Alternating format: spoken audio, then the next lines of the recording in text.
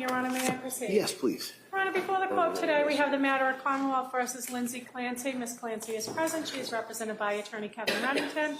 The Commonwealth is represented by Assistant District Attorney Jennifer Sprague and Assistant District Attorney Shannon Buckingham. All right. Well, good morning, counsel. Morning. Morning, Judge. Good morning, Ms. Clancy. All right. Can I see counsel sidebar, please?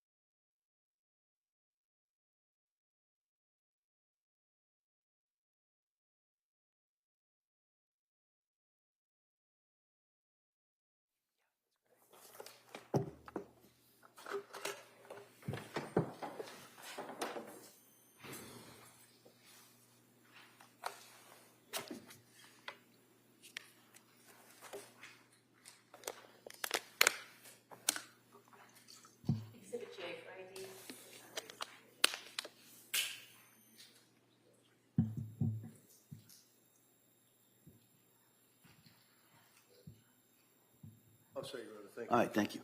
All right. May I swear in Ms. Clancy? Yeah, what we're going to do at this point, Ms. Clancy, I'm going to, my understanding is that you, through counsel, have offered to stipulate to certain facts that would be introduced during the course of this trial. So what I want to do is just ask you a series of questions to make sure that you understand the effect of stipulating to these facts. So I'm going to just ask you some brief questions at this point, and then we'll kind of go from there. So if you could swear Ms. Clancy in, please. Please raise your right hand. You solemnly swear that you shall make true answers to such questions that shall be put to this matter and all the courts. All right. Ms. Clancy, I have been shown a list or a summary of stipulations. It's been marked as Exhibit or J for identification. So it's my understanding that you are requesting or offering to stipulate to certain facts. Is that correct? Yes, Your Honor. All right. And before I accept that, I got to make sure, ask you some questions, make sure that your decision to do so is voluntary, that you understand the consequences.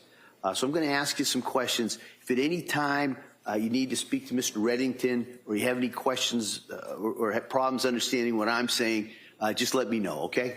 All right. Now, do you understand that the Commonwealth, in this case, is required to prove each and every element of the case against you beyond a reasonable doubt? Do you understand that? Yes, Your Honor. All right.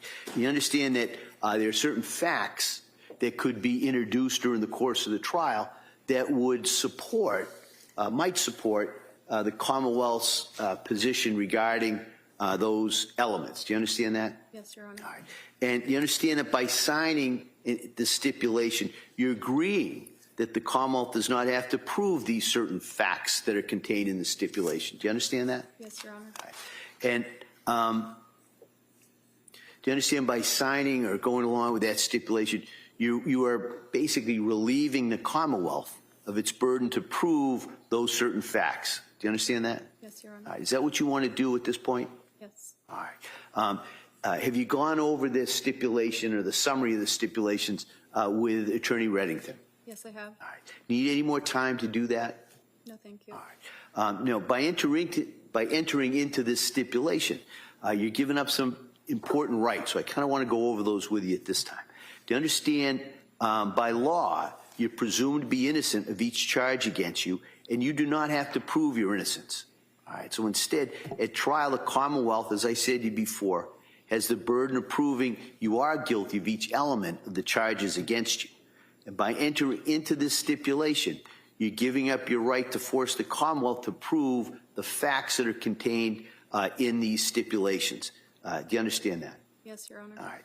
You also, at trial, where we are now, you have the right to confront the witnesses that would testify about these facts. And by entering into this stipulation, you're giving up that right with respect to these stipulated facts. Do you understand that? Yes, Your Honor. All right. You also, if you wanted to, could call your own witnesses at the trial to contest these stipulated facts if you wanted to. You understand you'd be giving up that right by entering into this stipulation. Yes, Your Honor. All right. You also, at trial, have the right to remain silent and cannot be forced to testify at this. You understand by entering into this stipulation, you're giving up in a limited way that right with respect to just those facts. Yes, Your Honor. All right. Are you doing this willingly and voluntarily? Yes, I am. All right. Has anyone forced you or threatened you to enter into this stipulation? No, Your Honor. Have you had enough time to talk to counsel about this? Yes, I have. All right. Are you? All right. I make the following findings. I find that Ms. Clancy has knowingly, intelligently, voluntarily, and willingly entered into the stipulation of the facts that are contained and summarized in Exhibit J for identification. I find that she is competent to enter into this stipulation. I find she understands the consequences of entering into this stipulation. So accordingly, I now accept the proposed stipulation of facts. Thank you. I just would like, Your Honor, for the record, to again reiterate the fact that we have not been contesting the government's case in chief, if you will, have been agreeing to evidence, and this stipulation basically relieves the government of having to bring in dozens, if not more, witnesses to prove chain of custody of blood, fluids, the bands, DNA, all of that. Rather than have days of testimony, this stipulation will avoid that. So that's why we're stipulating to it. All right. All right. Commonwealth, anything else you want to add? Okay. All right. So, like I said, I have made those findings. I'm going to accept the stipulation that Ms. Clancy has agreed to and that the parties have agreed to, consistent with J for identification. Counsel, are we ready for the jury then? Any further? Yes, Your Honor. All right. Yes. All right. Why don't we bring the jury in?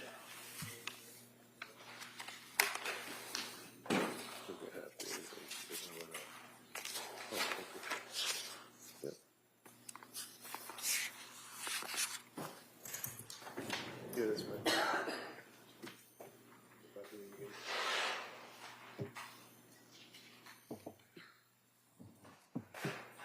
Counsel, I forgot to ask, while we're waiting for the jury, can I see you very briefly?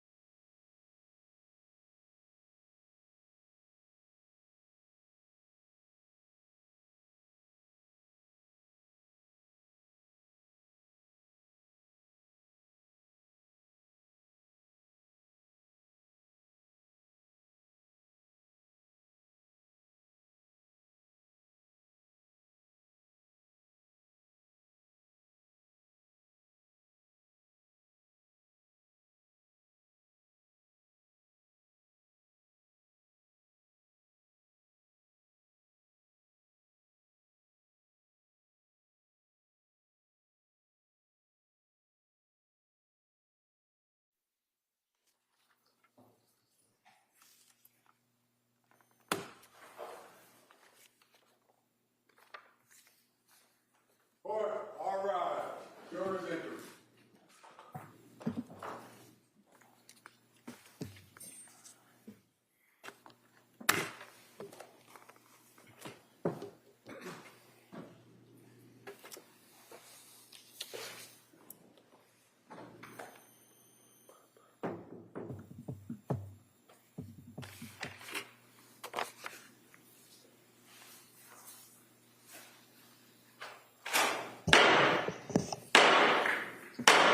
Hear ye, hear ye, hear ye. All persons having anything to do before the Honorable William Sullivan, Justice of the Superior Court, now sitting in Plymouth, within for the Commonwealth. Draw near, give your attendance, and you shall be heard. God save the Commonwealth of Massachusetts. This court is now in session. Please be seated. Good morning, Your Honor. May I proceed? Yes, please. Your Honor, before the court today, we have the continuation of the jury trial in the matter of Commonwealth versus Lindsay Clancy. Ms. Clancy is present. She is represented by Attorney Kevin Reddington. The Commonwealth is represented by Assistant District Attorney Jennifer Sprague and Assistant District Attorney Shannon Buckingham. Well, good morning, everyone. Sun's out today, a little nicer weather for us. Hope it was nice for you coming in here today. So what I'm going to do is ask you those questions, as I always do, and then I'll go over a little bit the schedule, and then we'll return to the Commonwealth's case. All right. So the first question. Everybody's probably got it memorized by now anyway, but let me ask it. Has any member of the jury read, seen, heard, or overheard anything from any source about any aspect of this case that would affect your ability to be fair and impartial? Right. Last question. Is there any other matter, serious matter or concern bearing on your service as a juror in this case that anybody needs to bring to my attention at this time? Again, thank you for following those instructions. Now, in regards to the schedule, if you remember, I said yesterday that sometimes we have to adjust on the fly, and it's going to be my call. Well, we may have to do that a little bit, all right? So today, we're going to go through some cases. Now, we may break a little bit early today, all right? And then tomorrow, there is a matter I'm going to have to talk to counsel pretty much in the afternoon. So the thought is tomorrow, the plan for you should be pretty much 9 to 1, all right? And then the afternoon, I'm going to deal with counsel in regards to some other issues that will, I believe, keep this case going well on track, and that's kind of where we are. So I just kind of wanted to give you that update. So that's, like I said, the best we could do. Give you as much notice in regards to that, but you will not, I say we, you will not be sitting here tomorrow afternoon. We may be. And so with that, what we're going to do is continue with the Commonwealth's case. We're going to go back. Commonwealth, call your next witness, please. Thank you. The Commonwealth would call Christina Carpio.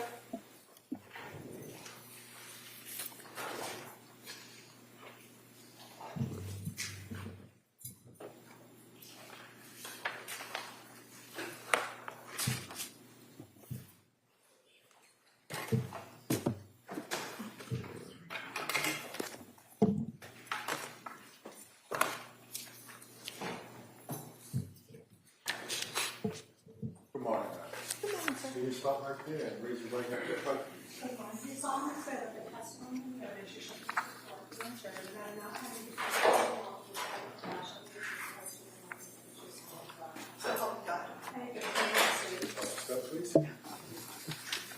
Good morning. Good morning, sir. All right.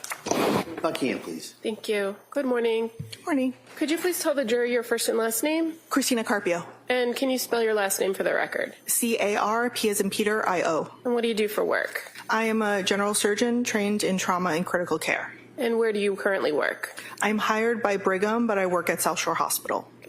Can you tell us a little bit about your educational background? I completed medical school and then went to general surgery residency for 5 years at Columbia Presbyterian.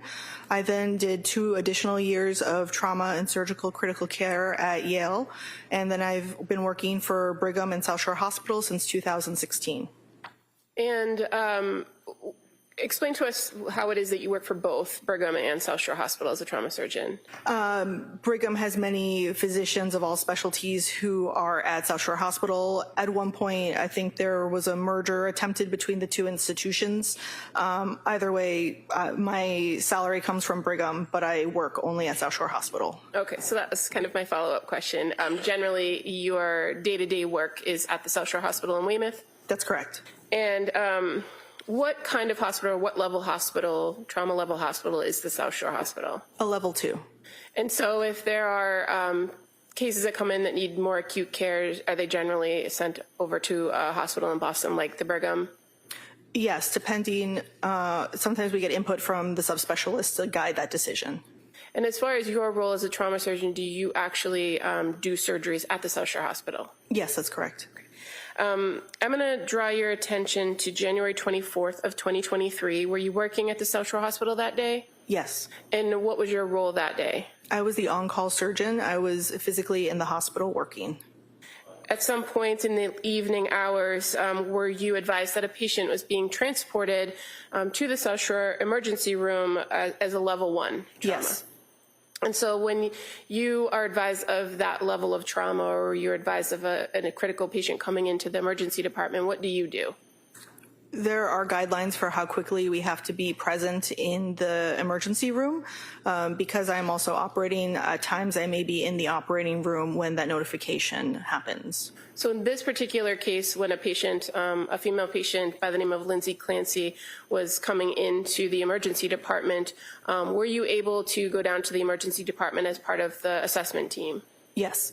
And who were you working with from the emergency department in this case? Dr. Kelly McDonough. Now, is that a common thing that you collaborate with the emergency room doctors or nurses and technicians in a situation like this? Yes. Did you have information that came in through the EMS or the paramedics about the nature of the patient's condition? I recall that we were told it was a fall of unclear mechanism from a height of about 20 feet. And were you advised that there was the possibility of maybe neurological deficits or some serious spinal injury? Yes. And as a result of that information, did that inform your trauma assessment? It was already activated as a level 1. That's the highest mechanism when there is concern for a height from a certain level, a fall from a height of a certain level, and with possible neurological injury. So were members of the neurology department also part of that trauma assessment team? No. Okay. As far as your assessment, did you go and physically see the patient, make observations? Yes. And did you observe her in the emergency department to be intubated? Shortly after arrival, she was intubated. So that was done by the staff at South Shore Hospital, to your knowledge? Yes. And did you observe injuries to her neck and her wrists? Yes. Did you evaluate those to determine whether they needed immediate surgical intervention? Yes. Did they? No, they were superficial. And as far as additional tests to assess whether there's any other surgical intervention that's needed, are you aware that CT scans were ordered? Yes. And are you aware what areas of the body they were ordered for? We did a pan scan, which means we scanned the head, the neck, the chest, and the abdomen, pelvis. As far as your physical observations of the patient, did you observe any obvious injuries to her head area, like abrasions, contusions, fractures? There were lacerations to her neck. Okay, but as far as the rest of her head or around her, like, Not skull obvious, or no. face? And so when those CT scans were done, were you able to review the information that came from them? Yes. And as far as those CT scans, you're aware that there was a head CT scan, or two head CT scans, one with contrast and one without? Mm-hmm. And were you aware that the findings, were there no definite acute intracranial findings on the non-contrast enhanced head CT? Yes. And there were no significant findings on the contrast head CT, correct? The head CT with contrast was what we call an angiogram head and neck. So it's ordered in 2 parts and has 2 reports. At the time of the documentation that was performed, we had the report back on the head section, but the neck was not completed at that time. Okay. Was there eventually a completed angiogram of the neck area at South Shore Hospital? The images were done, the report was completed. I don't know the timeline of when the report came in compared to when the patient was transferred. So as far as your initial assessment in that trauma assessment period, or that wasn't information you had available to you about the neck findings, correct? The angio neck findings, correct. Okay. And that's different from other CT scans on the cervical spine and other areas of the spine. Is that fair to say? Yes, that's correct. Okay. As the trauma surgeon evaluating this case, did you identify that there were some serious spinal injuries to the cervical and thoracic areas? Yes. Did any of those require you to intervene with surgical intervention? No. Do you recall making note that while in the emergency department, the patient became hypertensive and that she was identified as being hypothermic to 82.1 degrees? I remember that she was hypothermic when I reviewed my documentation. The 2 numbers I saw in my note were normal values of blood pressure, not high values, not hypertension. Okay. If I may approach you just with one of the pages from the notes, ready to review? You could just tell me if I'm misinterpreting. Oh, no problem. Which part? It's towards the bottom, the second to last paragraph. Oh, she was hypotensive, which means low blood pressure, different from hypertension, which is high blood pressure. Okay. Yeah. Sorry. Yeah, no, not at all. But as far as the hypothermic, that you recall that she was at a very low core body temperature. Yes, that's correct. And do you know what was done to raise her body temperature? We raise the temperature in the trauma room to be able to raise her body temperature. That's usually our first line of intervention. And do you also have available to you at the South Shore Hospital what's called a bear hugger or some sort of blanket or wrappings that you can wrap around an individual to try to get their body temperature up? Yes, we have that.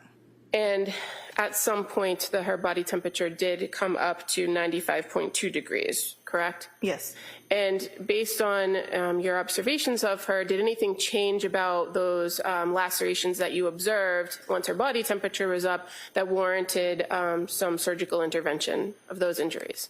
No.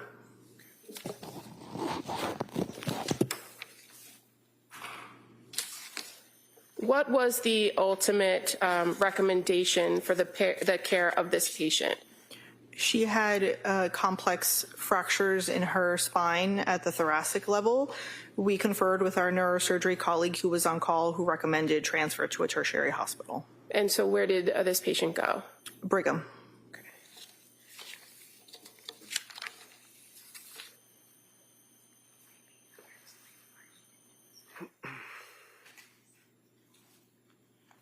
Now, you identified that your hospital is a level 2 trauma, correct? Yes. After fully reviewing this patient, did you agree that this was a level 1 trauma situation? Yes. Are you able to do surgical intervention for these particular injuries that you observed on this patient at South Shore Hospital? The spinal injuries require input from our neurosurgical team. And there was none available to you at the South Shore Hospital? We did contact the on-call neurosurgeon. Because we are a level 2 trauma center, they are not required to be physically present in the hospital, but they were immediately available and they can remotely review images. So I guess my question is, why didn't you do any surgeries regarding those injuries at South Shore Hospital? Why did you recommend the care to a tertiary hospital? The complex level spinal injuries was deemed necessary for transfer by our neurosurgery colleague. Okay, thank you. Reddington. Morning. Good morning. Just a few questions. So South Shore Hospital, and you made reference to as being a trauma hospital, and the injuries suffered by Lindsay were level 1. Is that what it was? Yes, that's correct. That would be the highest level, is that right? Yes. As far as risk or concern of the person's safety and health and survival. Yes. What time, if you remember, what time approximately was she admitted to South Shore Hospital? The word admission means that she would have remained there as a patient, so she was never formally admitted. Okay. For the time that she was brought in by EMS, I would have to refer to that information from the record. Do you have an idea as to how long she was at your hospital? Likely several hours, but again, I would have to see the specifics in the charts of there is documentation with EMS for arrival and for when transfer occurred to Brigham. Okay. And at some point, it was decided that she would be transferred to Boston, right? Yes. Brigham and Women's Hospital. Yes. And it was decided by someone that they weren't going to put her in an ambulance for that transport, right? I would have to look at the record for what was the method of transfer to Brigham. Do you know how she was transferred? By helicopter? Med flight? I don't know, because MedFlight MedFlight covers 2 modes of transportation, MedFlight ambulance and MedFlight helicopter. Do you know that she was med flight helicopter to Boston? I don't know that. And the time that she left was after you all had provided the treatment that you were able to provide to Lindsay as a patient, right? Yes. And you reached the end of your rope. She had to be transferred because she needed immediate high-level medical care, right? She needed higher level of care. Yes. Higher level of care. And as a result, she was then brought to Brigham and Women's Hospital. Now, the treatment that you had given would include raising her, apparently, temperature, I guess, because she came in at a low temperature, right? Yes. And did you use IV fluids? I would have to check the record, but that is a common intervention. So your memory would be that you believe that you used IV fluids, but you'd have to have me get out of the box and check the record to ask that question, right? Yes, correct. Okay. It didn't really work out very well, though, did it? Because you know that when she was brought to Boston after all of the time that she was treated at your hospital, she was still core temperature of 82 when she hit Brigham and Women's. Objection. No, allow it if she knows. I did not look at the medical record from another institution. I only reviewed my note from South Shore Hospital. Did you know that your patient had coded shortly after being brought to Brigham and Women's Hospital? No. Did you know that she had to have massive transfusions right after being brought to the hospital in Boston? No. Did anybody in South Shore Hospital make a determination that she had lost a lot of blood? The EMS report did not share that there was a large volume of blood at the scene. She was evaluated part of her CAT scans also help us evaluate for intra-abdominal blood loss. Okay, so when you raise the issue of the EMS, that would be the ambulance, right? Yes. And their report, their run sheet that they prepare, right? That's what you're talking about, right? There is verbal report from EMS when a patient is brought in and also the run sheet of the details. Okay. And when the people from the EMS came in, did they speak to you about the verbal report? They address the entire room, so all the staff in the room is available to hear the details. And you're able to look at the run sheet, correct? No, the run sheet is not always immediately available.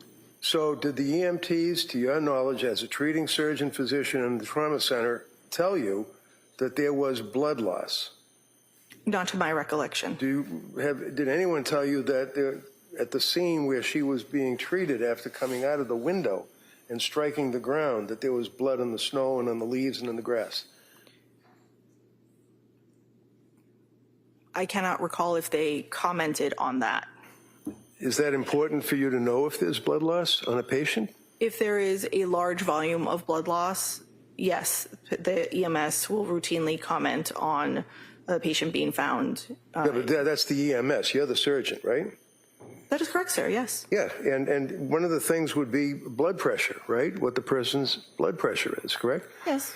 And she had, if I understand your testimony correctly, low blood pressure. She initially, when she came in, the note has a normal blood pressure, and then after intubation, her blood pressure dropped. Okay. Do you know what caused the blood pressure to drop? There were several factors at play. As we discovered from her CAT scan, she had an injury to her spinal cord in the thoracic region that very commonly causes issues with maintaining your blood pressure. And do you know what her blood pressure was? I mean, if you don't, that's fine. You need the records.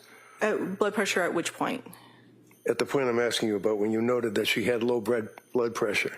No, I don't remember how hypotensive she was, no. As far as being hypotensive, did you know that when she finally hit the Boston hospital that she had massive transfusion of blood? I thought I asked and answered. Oh, did you? You asked me before and I answered that no, I did not know that. Okay. So how about, did you know that they introduced pleural tubes in both sides of her chest and removed many, many cc's of blood from both the right and left pleural cavity? No, I just object to the line of questioning. The witness has already indicated she hasn't reviewed those records. She's not aware of what happened at the Brigham. Go through each and every injury is not as... No, she can answer that. No, I do not know that about the patient when she was not at South Shore Hospital. How about the superficial cuts that you were talking about? Would you suggest or would you agree that on the right ulnar area and the left ulnar area of the upper extremities, right and left, that there were a deep cut noted in the skin? The notes about her wrist injuries said that it was through the skin with exposed fat, but there was no exposed muscle or tendon. So Okay. those are more superficial. So you would not agree that they were deep cuts on both arms? You wouldn't agree with that? No, I would not. And again, you're not aware of anything that was diagnosed in Brigham and Women's Hospital, right? That is correct. As far as the injury to her spine, what kind of injury was it? Do you remember?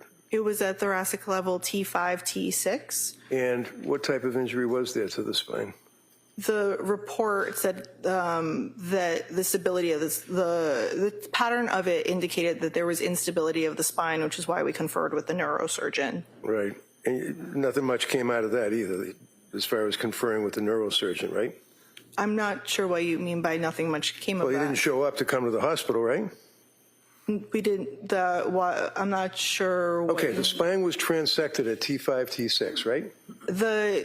the person, the team, or rather the input you would need for further commentary on the spine would be a neurosurgery team. I am not a neurosurgeon. I am a general surgeon. So you're not aware of the transection. You know what a transection is, don't you? Yes. Okay. And on your CAT scans or on your pictures that you were describing for the jury with no problem for the DA, did you notice that the spine was transected at T5 and T6?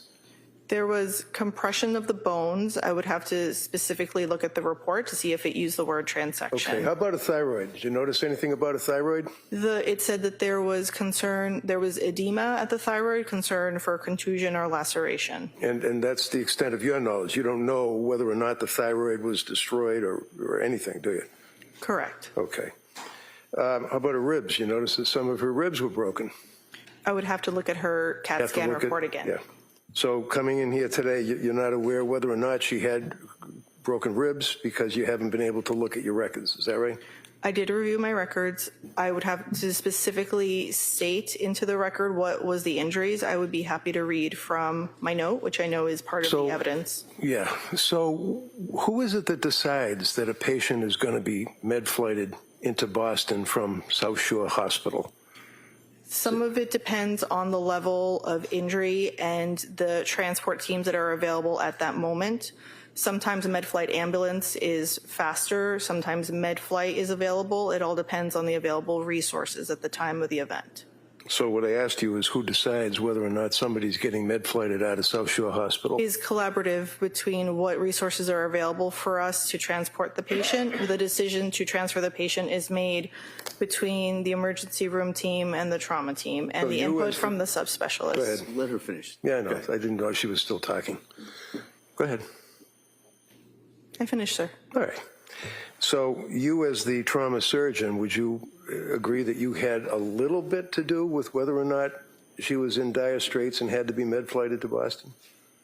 I would be part of the decision to transfer her. Do you remember that decision being made, and do you remember the meeting that you had to make that decision? I remember conferring with the emergency room team that neurosurgery had said she needed transfer. And it was by med-flight, right? You Again- don't know whether it's an ambulance or a helicopter, but you know it was med-flight. It should have been med-flight, yes. Okay, that's all I had. Commonwealth, any redirect? Just very briefly, Doctor, it was very clear to you that this patient was suffering from multiple injuries. Yes. And is it the policy of the South Shore Hospital to make sure a patient is stable before they're transported?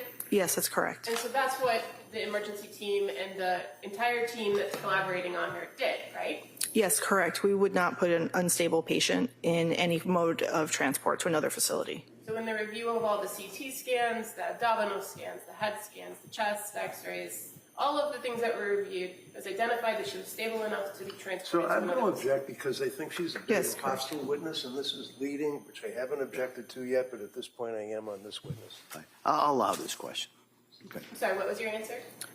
Could you repeat the question, please? Sure. So after reviewing all of the imaging, the CT scans, the chest x-rays, everything, you and your team were comfortable that she was stable enough to be transported to another hospital, correct? Yes. And I think your testimony was that a large contributor to the decision to transport was the information that you got from the neurosurgery team.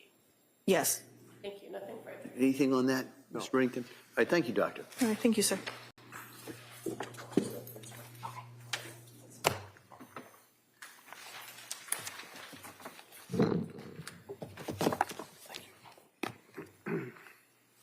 All right, Commonwealth?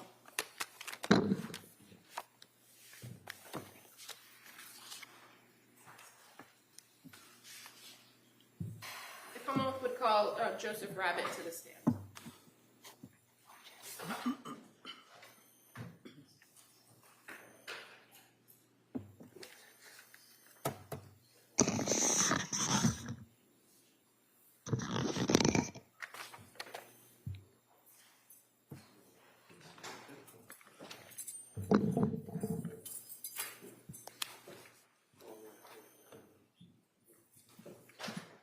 Good morning, sir. You stop right here, raise your right hand first.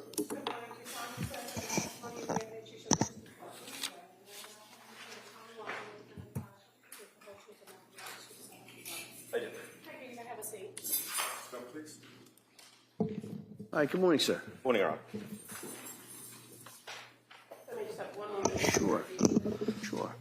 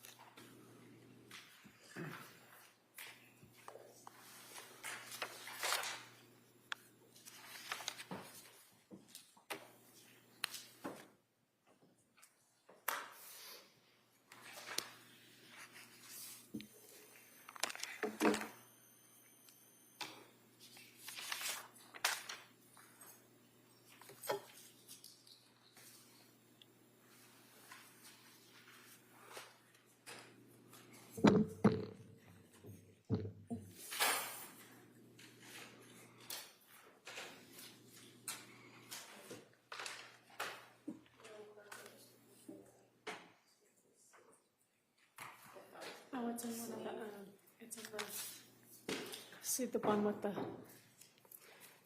yeah.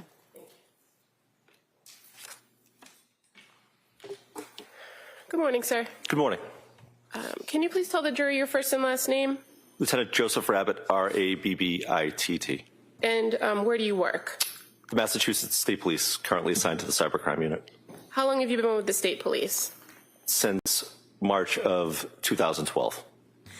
And I'm going to draw your attention back to January of 2023. What was your assignment then? I was a trooper assigned to the State Police Detective Unit for Plymouth County. And do you recall how long you were a detective or trooper assigned to the detective unit in Plymouth County, approximately? From February of 2017 to September of 2024. I'm going to draw your attention to January 24th of 2023. Do you recall being involved in an investigation in the town of Duxbury that day? I do, yes. And do you recall where you went in Duxbury or where the investigation was unfolding out of? I first went to Jordan Hospital, or Beth Israel Deaconess, Plymouth. Okay, and so you didn't initially go to 47 Summer Street, correct? Correct. Fair to say you weren't the case officer in this case? That is correct. And your experience working with the detectives unit, fair to say when an investigation or a death investigation is ongoing, kind of it's all hands on deck and everyone's kind of directed to do different things, correct? That is correct. And so in this circumstance, you were asked to go to the Beth Israel Deaconess or the old Jordan Hospital here in Plymouth, correct? Correct. Why did you get asked to go there? Because 3 children have been transported there. And so were you assigned to just go and check in on the status of the kids and what was going on at that hospital? Checking on the status and have any potential victims documented by crime scene services. Okay. And so while you were at the hospital, you did have the occasion to speak with Patrick Clancy, correct? I did, yes. Okay. And after you left the hospital, did you go to 47 Summer Street in Duxbury? I did, yes. And are you aware that other members in your unit had obtained a search warrant for that home? I was, yes. And so when you arrived at 47 Summer Street, were you there to assist with the execution of the warrant? I was, yes. And part of the warrant execution, is it fair to say that everyone's kind of asked to look at particular areas and search for potential evidence related to the offense? That is correct. Fair to say this search warrant was executed shortly after the incident occurred? Fair to say, yes. And so did you and other investigators have limited information about what had happened? Yes. At the home, were you in the kitchen area assisting with the search? I was, yes. Okay. And I'll show you what's already been marked. Exhibit 144, if you could look at the screen. Are you familiar with that photograph or what's depicted in that photograph? I am, yes. And is that the kitchen area at 47 Summer Street? It is, yes. There on the early morning hours, I would say, of January 25th. I was, yes. And so, fair to say, you made observations while you were there, right? Correct. And what was an observation that you noted to other investigators in that kitchen area on the island? A CVS bag. Okay. I'm just going to show you exhibit number 40. That's a little bit of a closer view of the bag, correct? That is correct. And how about this larger paper bag? Did you observe that as well? I did, yes. And I'm going to just approach you with what's been already marked as exhibit 31. Is that also familiar to you? It is, yes. Is a receipt that was with that bag? Correct. And fair to say all of these things, the CVS bag, the receipt, were noted and certain things were collected, including the receipt, exhibit 31, and the CVS bag. Correct. Do you recall what was inside the CVS bag? I believe it was a bottle of Pedialyte.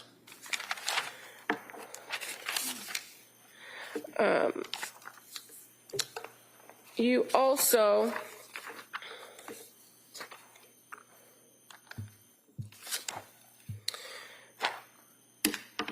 observed other areas of the kitchen, correct? Correct. And so there was a particular cabinet in the kitchen. Did you open a cabinet and discover something that stood out to you? I did, yes. And what was the cabinet and what stood out? An upper kitchen cabinet with medication bottles. Okay.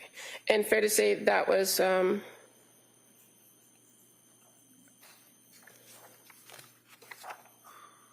pointed out and documented as well. It was, yes. If I may approach. You may. First photograph, is that familiar to you? It is, yes. And that's the cabinet that you opened and saw the items inside? Correct. Okay. And I'm just going to show you a second photograph. Is that fair to say just a closer of those top shelves? It is, yes. And what particularly stood out to you about the medication in the cabinet? Was it the spices or the generic medications or something else? The prescription medications. I would move to admit these as the next two exhibits. All right. They may be admitted.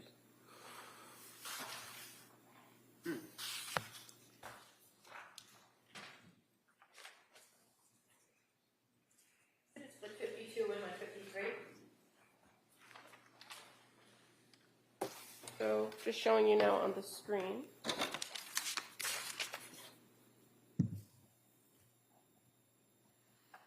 Exhibit 152, and that's just the cabinet open, and there's looks to be like an air fryer below it, correct? Correct.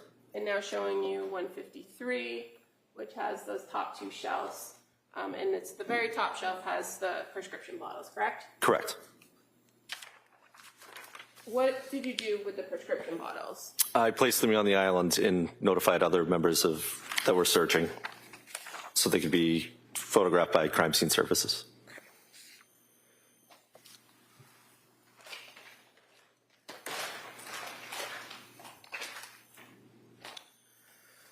So I'm just going to show you another photograph.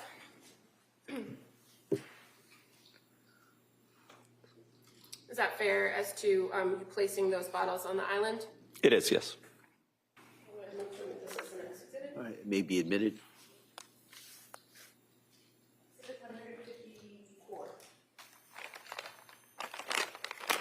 And how many bottles were there?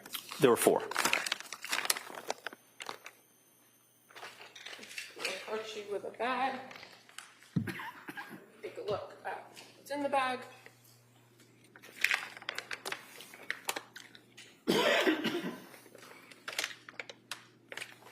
Do those appear to be the 4 bottles that were in the cabinet? They do, yes. I would move to admit this is the next exhibit. They may be admitted. Exhibit 155. Thank you.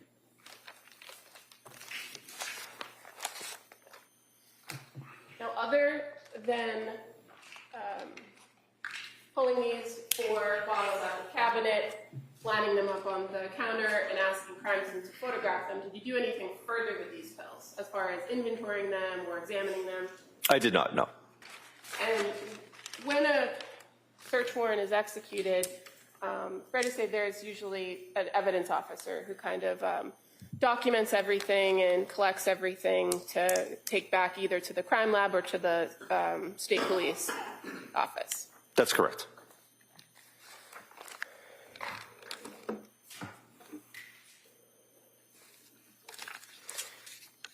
Now, in addition to assisting with the execution of the warrant on January 20, the early morning hours of January 25th, were you asked to do something else on this case on February 6th of 2023? I was, yes. And on that day, did somebody come into the state police office at the district attorney's office with some information or evidence? They did, yes. Who was that came in? Mr. Patrick Clancy. And was he with an attorney, somebody by the name of David Meyer? Yes. And what did they bring to the state police? Bottles of medication. How was it transported to the state police, or how did you receive it? In a CVS bag. Okay. I'm just going to show you a photograph.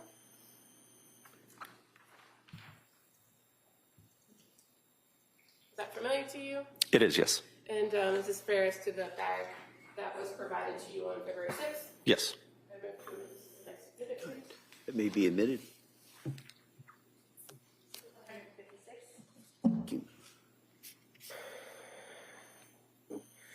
When Mr. Clancy and Attorney Meyer brought that bag in, did you do something or ask somebody to do something to memorialize what they were bringing to you? Yes, I asked Crime Scene Services to digitally document them. And so the photograph I just showed you of the bag, that was done by a trooper from Crime Scene Services that came to the office? Yes. Do you recall who that was? I believe it was Trooper Rostoffers. And fair to say that with the crime scene trooper present, you also examined the other contents in the bag, correct? That is correct. And there was a blank greeting card, some paperwork, and a kind of insert for CVS. Is that accurate? Correct. Just showing you one more photo.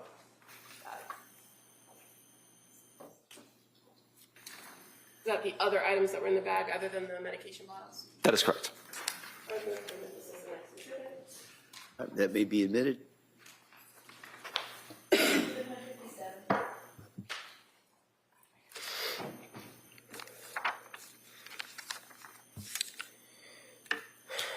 And again, as to the medications in that bag, when you saw that there were prescription bottles there, did you present them so that they could all be documented? Yes. And did you then inventory or examine each of the bottles? I did, yes. And is it fair to say that Patrick Clancy had indicated that the bag was in his truck and that he was bringing them to the state police as a result of everything that occurred on January 24th? I can't recall where he said he got them from, but that is why he was bringing them in. Okay.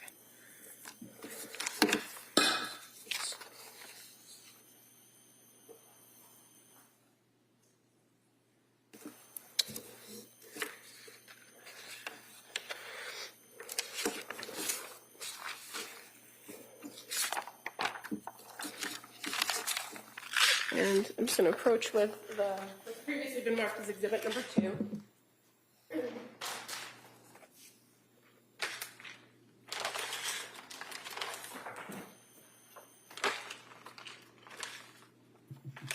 You want to just take a look at that before we go through it. Does that appear to represent all the bottles that were provided to you on February 6th?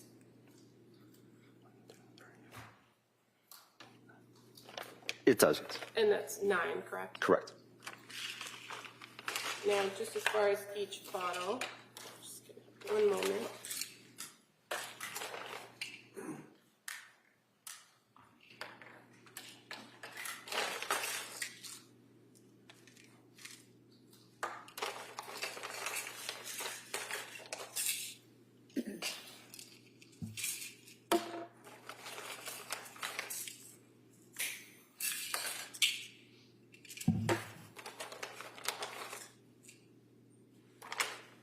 So when you are tasked with tracking or inventorying particular items like this that come in, what do you do?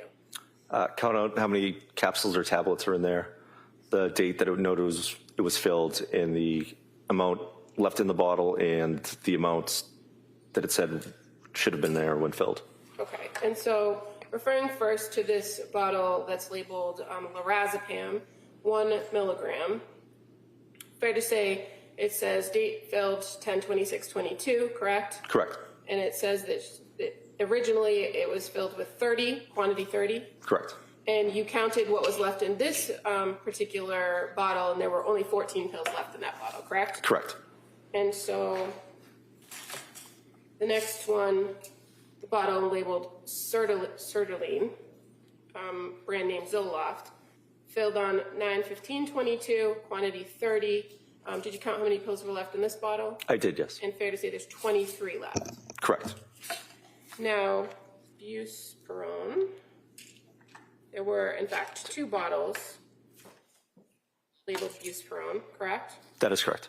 And one of them with a date of 10/26/22, date filled, quantity 30. You counted how many pills are in this bottle, right? Correct. And there were 28 pills left in this bottle. That is correct. Hydroxine, filled on 10/26/22, quantity 30. You counted how many pills were in this? That is correct. And fair to say there were 27 left in that bottle. Correct. Clonazepam, filled on 11/25/22 with 14 pills in the prescription. You counted how many were in this bottle? Correct. And there were actually 11 and a half, correct? That is correct.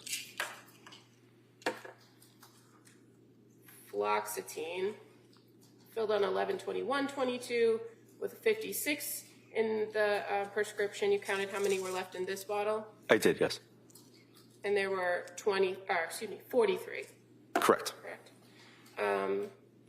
The second bottle of lorazepam that was 0.5 milligrams, filled on 11/2/22 with, it says 40 on the bottle, right? Correct. You counted what was left in this bottle, and it was 18 and a half tablets. That is correct. And the second bottle of buspirone, filled on 11/9/22, quantity 30, there were actually 30 in this bottle. Is that fair to say? Correct, yes. And trazodone, filled on November 16th, 2022, with a prescription for 30. You counted that there were 22.5 pills left in this bottle. Is that correct? Correct. And then once you identified and counted each and every one of the pills in these bottles, you handed this in for evidence. That is correct.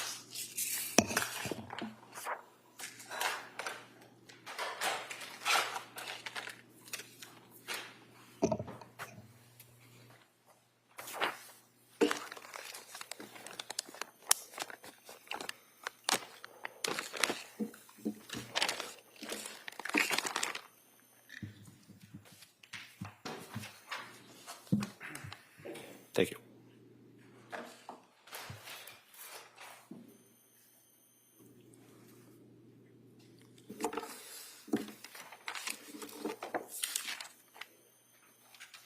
All right, Cross, counsel?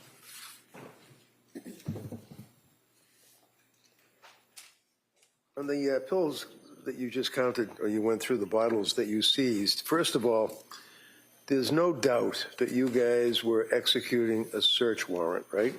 That is correct.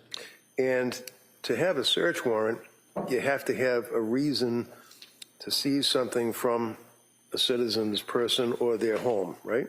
That is correct. If they're probable cause is what it's called, right? Correct. And then you have to itemize what you want to have the authority to seize, right? Correct. So I take it that when people went in executing the search warrant, that you had authority to seize the medical pill bottles that we've just gone through. Correct. And that was set forth right in where it says you're therefore commanded, one of the things that you're entitled to seize would be prescription medication, right? Correct. And that would be on January 25 of 13 that this affidavit was submitted to the clerk in this court, right? Correct. At 3 o'clock in the morning, warrant was issued on January 25, right? I didn't write it, but that sounds about right. That sounds right. All right, but do you recall what time you went into the Clancy home to execute the warrant or serve the warrant? Is very early morning hours, yes. All right. So early morning hours, you're in there to look for, and among other things like computers and things, seize any medication bottles that you saw. Correct. So it's not that it's a random search that some police officer just happened to grab bottles that he or she saw. There was a specific intent to seize prescription medication, correct? It was on the affidavit, yes. And that's what you all did when you went in to try to execute the warrant and seize the items, right? I mean, for myself, what I found in the kitchen is what I seized, yes. So were you the officer in charge of the warrant execution? I was not, no. Okay. Did you leave the kitchen and go elsewhere? I did, yes. And where did you go? I believe I went to one of the children's bedrooms because I was, somebody informed me there was a Nest camera in there. A camera? Yes. Okay. Did you go anywhere else, if you recall? Not that I can recall. Did you go in the master bedroom? I can't recall if I did. Do you recall whether or not anybody in your presence or anybody went into a drawer, a nightstand, and looked in the drawer and saw an Apple Watch, a bunch of pills, things to use to assist your sleeping, things of that nature? Do you remember anybody doing that? I don't know if anybody did or not. And there were 1, 2, 3, 4, 5 prescription bottles that were seized. Have you ever seen these? I have not, no. So you went through the pill count on the bottles for the district attorney, and you did that when you did inventory, apparently, of these pill bottles that you already talked about, right? For the DA, she asked you to look and tell us how many pills were missing, right?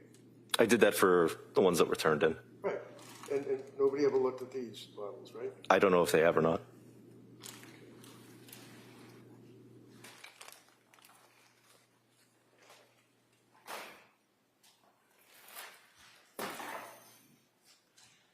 If I understand correctly, lorazepam, as counsel asked you, the dates that these scripts were written, the lorazepam, as you indicated, was October 26. The buspirone was the same date, October 26. The hydroxyzine was October 27th. Flanazepam was into November 25.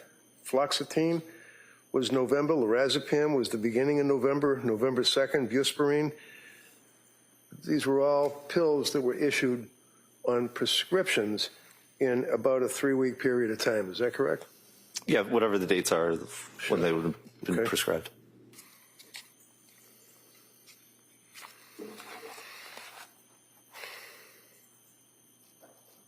Would you say that Patrick Clancy was very cooperative with your investigation? Anything you needed, he was pretty much there to try to help you out? I mean, I think I only dealt with him at the hospital, but he was very forthcoming. Okay. Thank you. That's all I have, sir. Commonwealth? Nothing further. Thank you. Thank you, sir. Your Honor.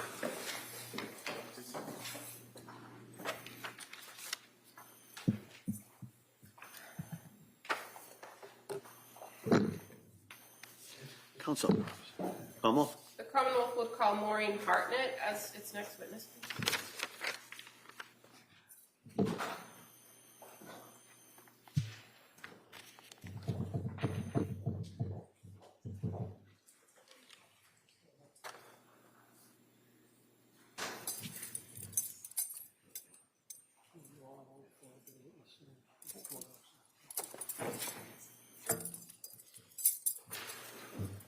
Morning. You can stop right there and raise your right hand for the clerk. Good morning. Do you solemnly swear to the testimony you give that you shall give to the court?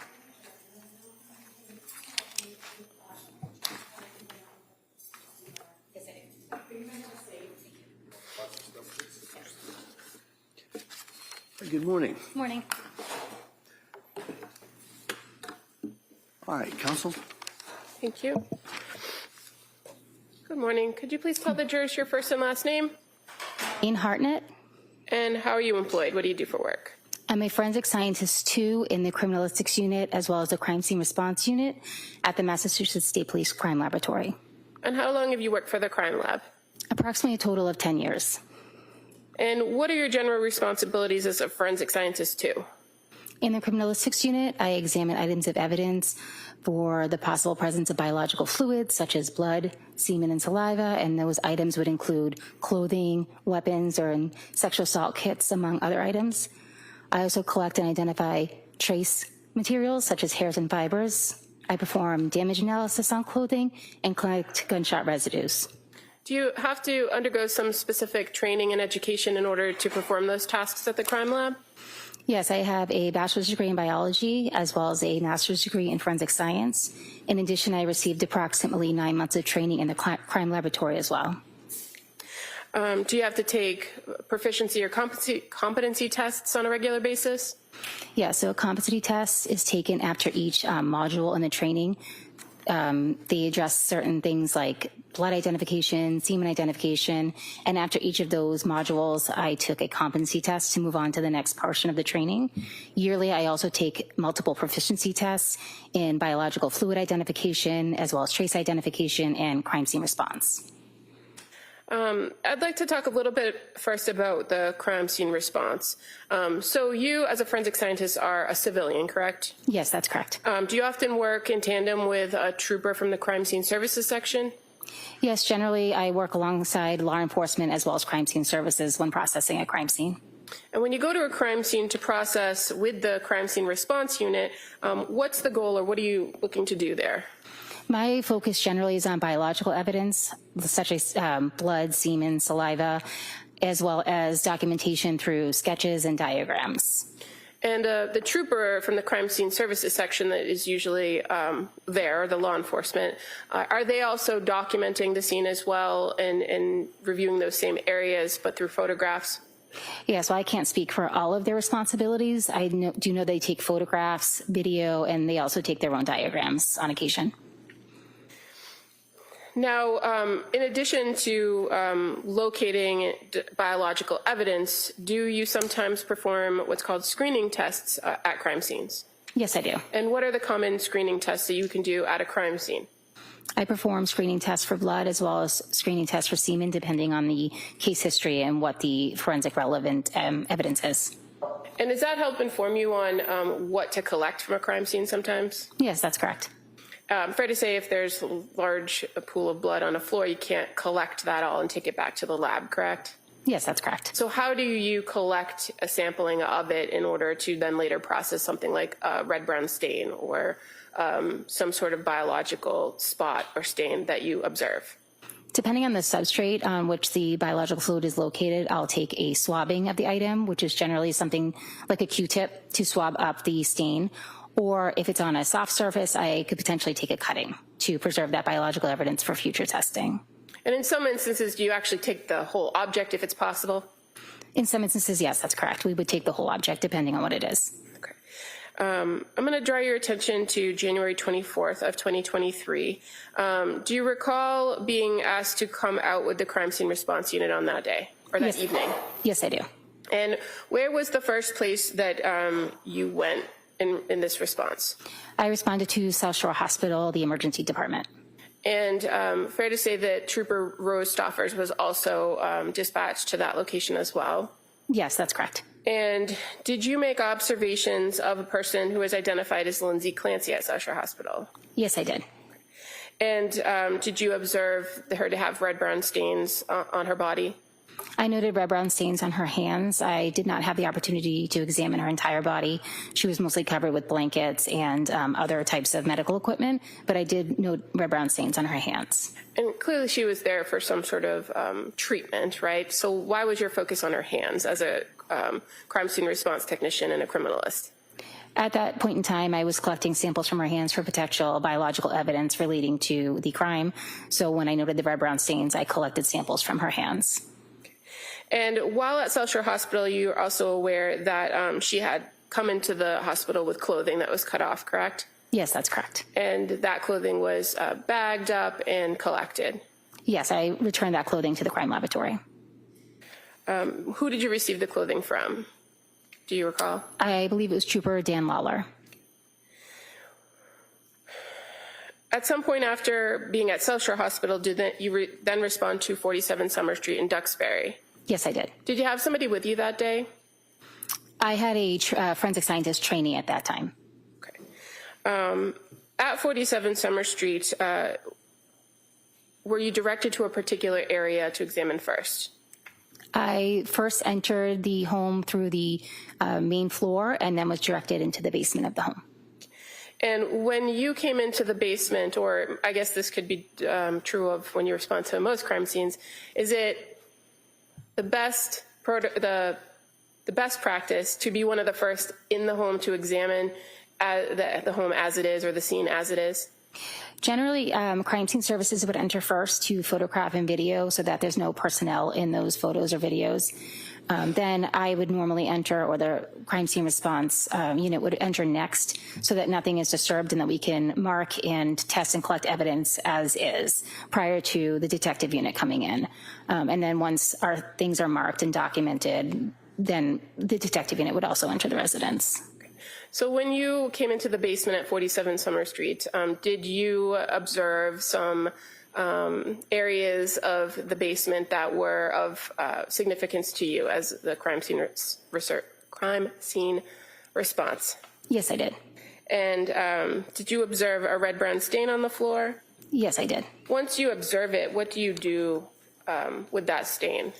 I marked the stain using a piece of ruler tape, and I designated that stain as stain A so that I can properly refer to it in my report. Okay, I'm going to approach and show you a photo. Is that familiar to you? Yes, it is. And is that stain A that you just told us about? Yes, that's correct. That may be admitted. Thank you. I'm showing you now on the screen what's been marked as Exhibit 158. Obviously, this appears to be on carpet, correct? Yes, that's correct. What did you do to collect sampling of that? Well, I guess, what is the first thing you did with that stain? So once I marked it, I then requested it be photographed, and that is the resulting photograph from that request. I then performed a screening test for the presence of blood on that stain. The screening test was positive, and at that point, once I documented that result in my notes, I then took 2 swabs of that stain for further testing. Now, when you're at a scene and you see something that is a red-brown stain, you don't refer to it as blood, correct? That's correct. And even after a screening test, you don't refer to it as blood, do you? That's correct. Those preliminary tests are just screens, and so what do you do to then later confirm it? Once the swab is collected and then submitted to the lab, later when I'm assigned the case in the criminalistics unit in the lab, I'll then perform a confirmatory test on any swabs that they're interested in that need to be tested further. And so as it pertains to the stain A, how do you take the swab? What do you do? I apply deionized water to 2 Q-tips and apply it to the stain, and then the red-brown stain is then transferred to the Q-tips. I then package those, seal them, and enter them into our laboratory system and store them in a cold storage unit until they're ready to be further tested. And fair to say, with this particular investigation, the swabbing from that stain A on the basement floor was labeled as item 3-3 for this case. That's correct. Did you also go to another area of the house? Yes, I did. And what other areas did you go? I went up to the master bedroom on the 2nd floor of the house. Did you observe additional red-brown stains in that master bedroom? Yes, I did. And so again, when you observe stains, you then note them, mark them, document them, correct? That's correct. And how many stains did you document in the master bedroom? 4. Okay. And again, just like the stain on the basement where you labeled A, do you kind of start over with the stains in the other bedroom, or do you continue to label them in sequence? I continue to label them in sequence, so they were B through E. Okay. So first, referring to stain B, do you recall where that was in the master bedroom? That was on the floor of the master bedroom in between the bed and the mirror. I'm going to show you the photo. And is that fair to say stain B? Stains, yes, true, correct.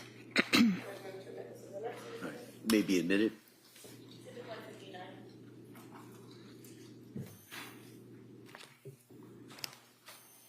Ms. Harden, showing you 159 on the screen. Fair to say that's not one stain that was observed, correct? That's correct.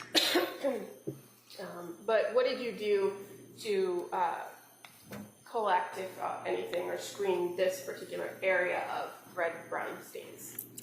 Sure. So in this particular case, based on the stains size and distribution, I consider them a related group of stains. So I tested one of the stains, performed a screening test for the presence of blood. That was positive. So then I collected 2 swabs from that stain, just like the other one as before. Just showing you kind of another photograph of that area. Is that familiar as well? Yes. I'm not sure if this is the next exhibit. All right, that may be admitted.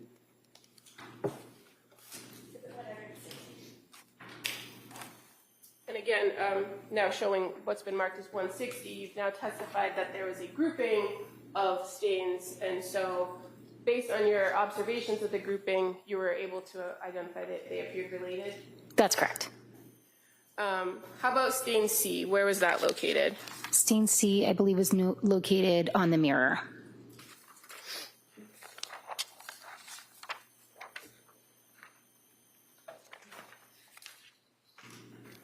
And just going back to 159, just for reference, can you see the bottom legs of the mirror in this photograph?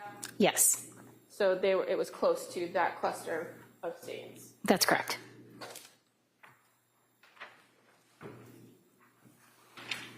Showing you another photograph. And does that depict the stain C that you noted on the mirror? Yes, it does. This is the next exhibit. That may be admitted.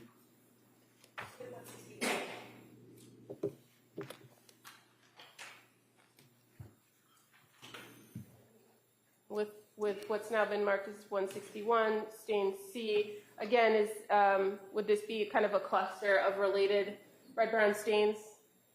Yes, based on their location and their shape, I collected 1 stain from that area. Did you perform that same screening test? Yes, I did. And what was the result? It was positive. And did you then swab and collect from one of those stains as well? Yes, I did.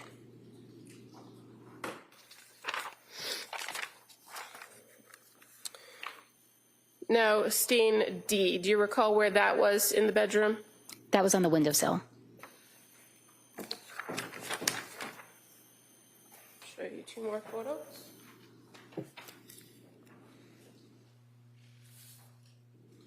And do those represent where you identified as stain D?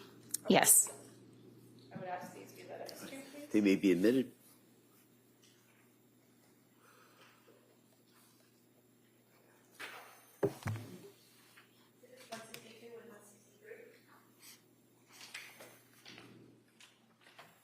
And showing you 162 first. Fair to say that's the inside of the windowsill, correct? Inside the bedroom. Yes, that's correct. That night that you were there, did you make any observations of any stains on the outside of the windowsill? Yes, each of those were documented through photographs. Did you collect any swabbings from the stains on the outside of the windowsill that night? No, I did not. And just kind of showing you for the jury, 163, that's just a further close-up of some of the stains. And is that fair to represent the area that you tested for the screen and then later swabbed? Yes, that's correct.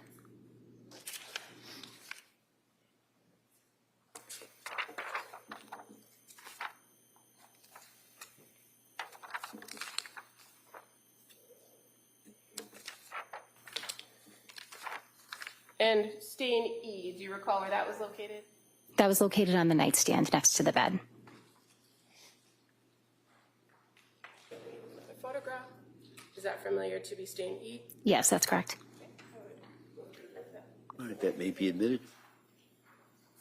And I'm just showing you another photograph of the outside of the house. Do you see staining that you observed that night on the outside? Yes, I do. And I would move to make this as the next. All right, that may be admitted.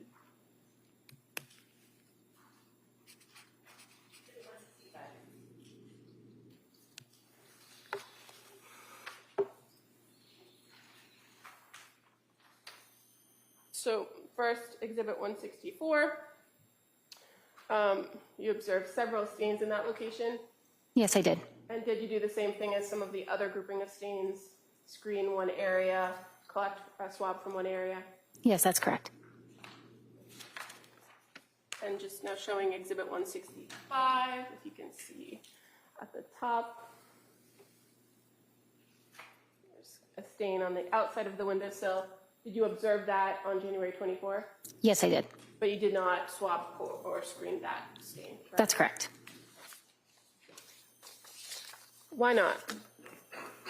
Generally, we don't collect every single stain from a scene. I organize the stains based on location, size, shape, distribution, and collect it from multiple areas. And in this particular case, I knew there was a single bleeder in that area, so I collected from numerous stains, just not that particular one.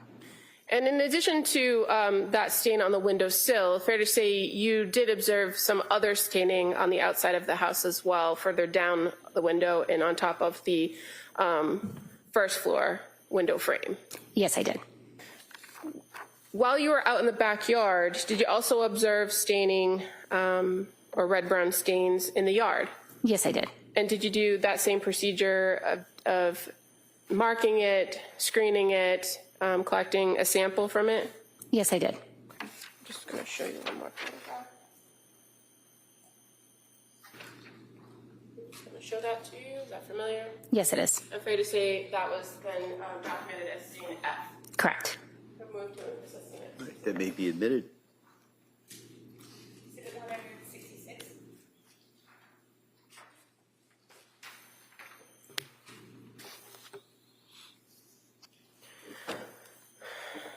As far as the work that you did on the scene at 47 Summer Street on January 24th, fair to say it was limited to documenting these areas, swabbing these areas for the most part? Yes, and I also collected a pair of pajamas and a pink bathrobe from the basement. Were all of the swabbings and those items collected brought back to the Massachusetts State Police Crime Lab? Yes, they were. Are you aware that there were other items that were collected within that home on January 24th that were also brought back to the State Police Crime Lab for further analysis? Yes.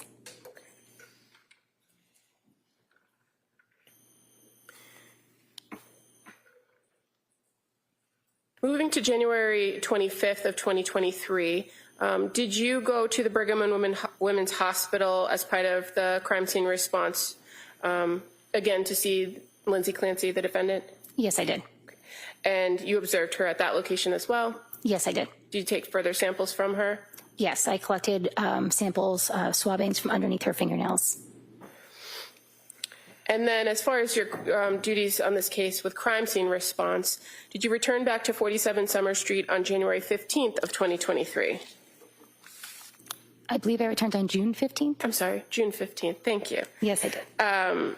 And when you returned to the home on June 15th, did you go in the nighttime, the daytime? I went during the day. And again, with a crime scene response trooper or a crime scene services trooper? Yes, correct. What was the purpose of going back to 47 Summer Street on June 15th? I was informed that additional testing was being requested on some of the red-brown stains that were noted on the exterior of the house up on the shingles they had not previously collected from. So I went back to see if I could potentially collect samples from those. Is that something in your training and experience is possible to collect biological substances from something like a shingle months after the incident occurred? It's possible. So if it's requested, we'll certainly go out and attempt to do that. And in this particular incident, you went out and first made observations of the rear of the home, correct? Yes, that's correct. And then made closer observations of underneath that second floor window? Yes, correct. Did you observe any obvious staining in that area? There appeared to be a reddish-brown stain underneath the windowsill. So what did you do once you observed those stains? I marked that stain as stain A, and then I also marked additional stains further down on the side of the house on the shingles. Where was stain A? That was right underneath the windowsill. The window that was farthest right would have been the master bedroom on the exterior.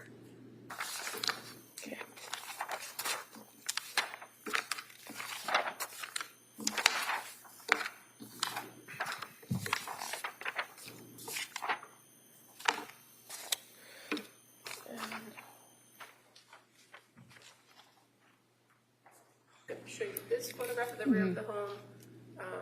Does this photograph at least show the area where you observed stain A? Yes. Okay. And Can you point out to me where that was? Sure, it's sort of on the left side near where this orange, it seems to be some sort of window insulation. So it was right underneath there. So I did perform a screening test on that.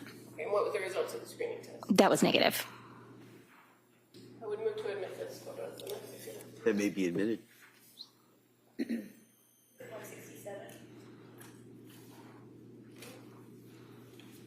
Again, on June 15th, when you were there, 2023, showing you now Exhibit 167, kind of closing in on underneath that window. There's that orange ball that you described. It appeared to be some sort of insulation. Correct. And that was negative. That stain you observed was negative, so you didn't do anything further with that. That's correct. As far as the other areas, you have stains B, C, and D, correct? Yes, that's correct.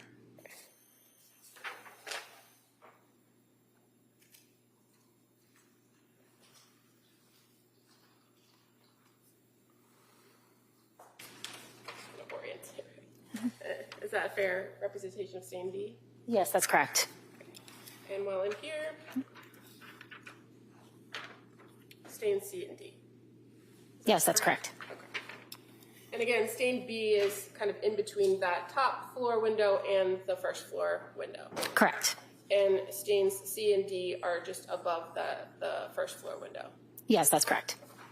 I would ask to submit. All right, those may be admitted.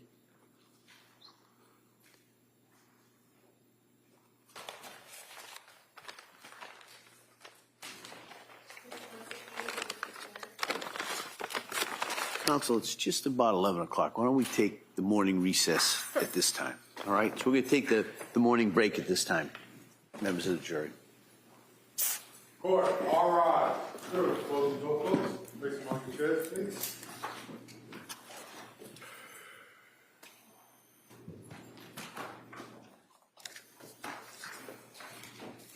President?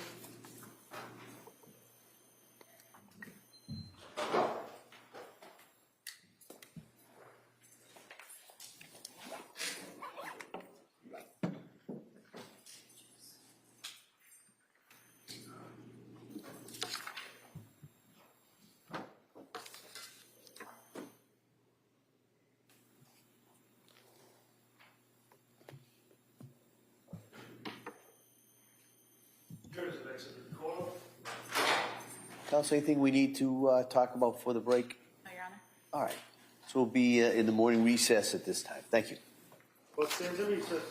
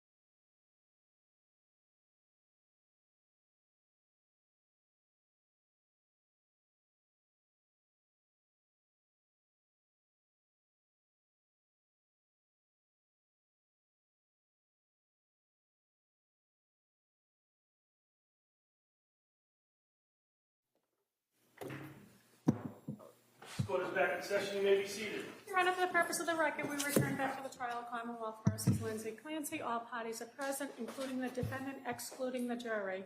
All right. Counsel, ready to recall? Yes, would you like the witness back on the stand? Yeah, please, and then we can bring the jury in.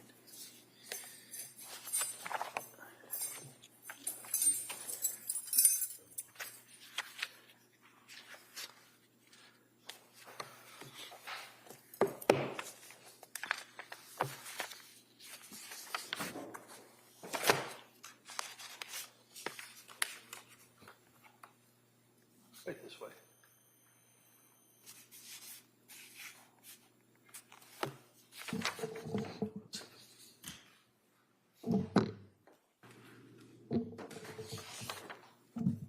Just watch your step.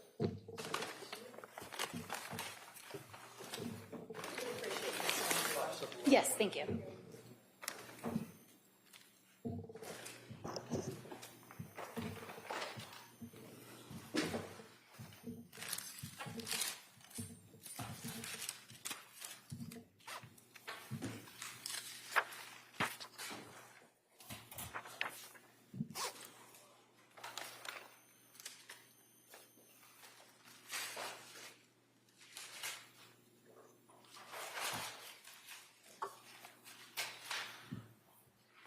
Court, all rise. Jurors enter.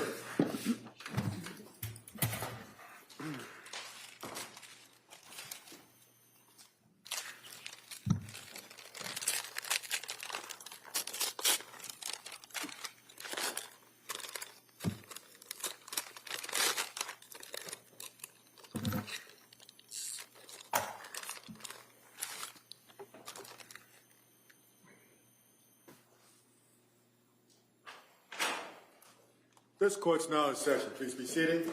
Your Honor, for the purpose of the record, we return back to the trial of Commonwealth versus Lindsay Clancy. All parties are present, including the defendant and including the 18 jurors. All right, we will now return to the case on trial. Attorney Buckingham, please. Thank you. Ms. Hartnett, I just want to go back for 1 second to the night of January 24th at 47 Summer Street and show you one additional photograph, if that's okay. Sure. Is this familiar to you? Yes, it is. And is this an area depicted in the bedroom of the home at 47 Summer Street, that area where you noted later with tape stain E? Correct. Okay, and you observed on that particular night the knife that was located on that nightstand? Yes, I did. All right, that may be admitted.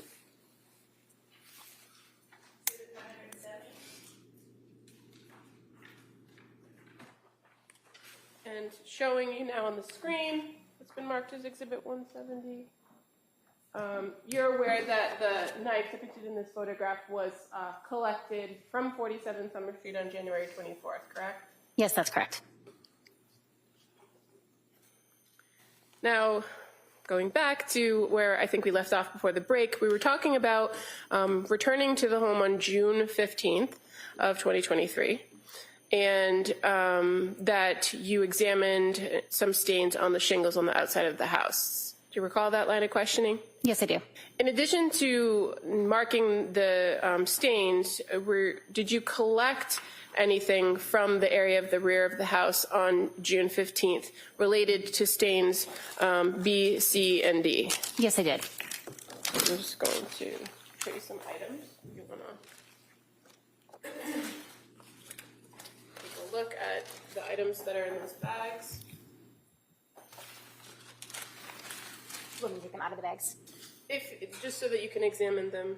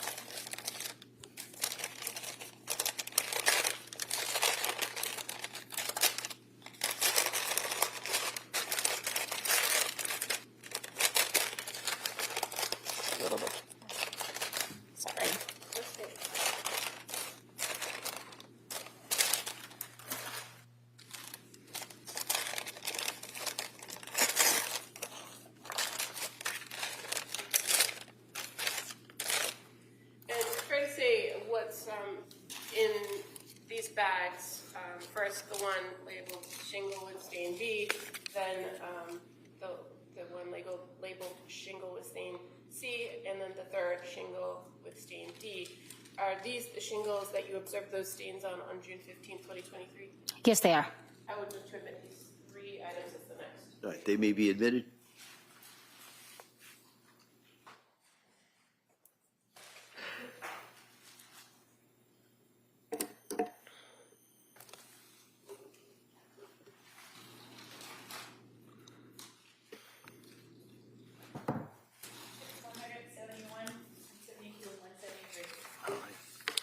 And Ms. Harden, fair to say those shingles were then collected, brought back to the Massachusetts State Police Crime Lab for further analysis?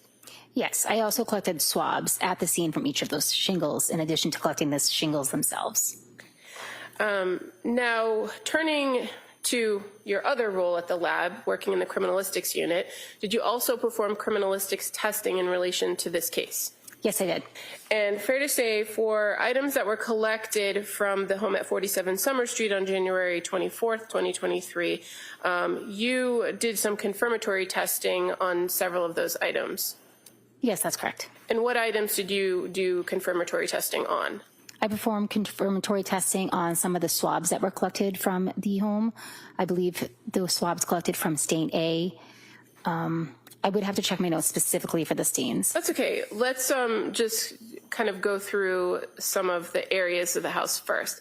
So as far as the stains that we discovered or that we talked about previously, stain A on the basement floor, that was item 3-3. Stain B on the bedroom floor, that cluster, that's items 3-4, correct? Correct.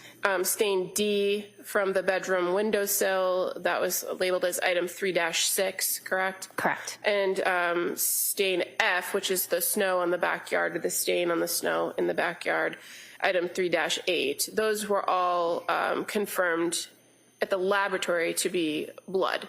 That is correct. And again, we talked briefly earlier about the fact that there's always a screen, and then that you can't make a determination of the substance until a confirmatory test is done, correct? That's correct. And so that is a process that you do at the lab. Yes, correct. And as far as the knife that we just were referring to, the knife that was recovered, what's in Exhibit 170, you were able to examine that further, or swabs taken from that knife at the lab. That's correct. And confirmed that what you say was stain A on the blade of that knife was confirmed to be blood. Yes, I performed the screening test as well as the confirmatory test for blood on stain A at the laboratory. Now, once you are in the laboratory and determine that blood is confirmed on these particular items, or that there is biological substance present, do you do anything to prepare those items for further testing in a different unit of the lab? Yes, I do. What do you do? For the swabs that I collected and for the swabbings that I took of the knife, I then cut them up, give them a separate item number, and preserve those for potential DNA analysis. Half of the samples also preserved for any future analysis if necessary. And fair to say it's a different unit at a different part of the Massachusetts State Police Crime Lab that conducts DNA testing, correct? That's correct. And so if some of the items that you examined are selected for further testing, those swabbings or further snippets would then be sent to the DNA unit. That's correct. Now, as it pertains to some of the other items that were collected from 47 Summer Street, you also did some work on 3 exercise bands, correct? Yes, I did. And what did you do in relation to the 3 exercise bands that were collected? After documenting them in the lab, I took samples from each of the ends of the exercise bands, as well as a separate sample from the center of each of the exercise bands. Okay, and so the first band, which is identified as a yellow exercise band, had previously been identified as item 2-2, correct? That's correct. Okay, and so did you take samples from both the ends in the middle of that item? Yes, I did. I'm just going to approach with a photograph. Is that familiar to you? Yes, it is. And in addition to actually taking the swabs, you also document the item that you're analyzing and reviewing, correct? Yes, prior to performing any kind of collection or testing on an item, I'll photograph it. And so this particular photograph, is it fair to say this is a photograph from your work at the laboratory with the yellow exercise band? Yes, it is. I would move to admit this as the next exhibit. All right, that may be admitted.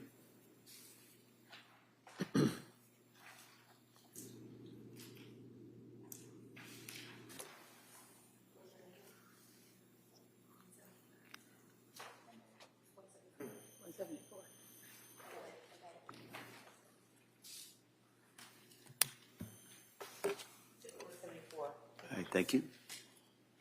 Okay, so Ms. Hartnett, now showing you what's been marked as Exhibit 174, the yellow exercise band. You indicated that you took swabbings from around the handle areas, correct?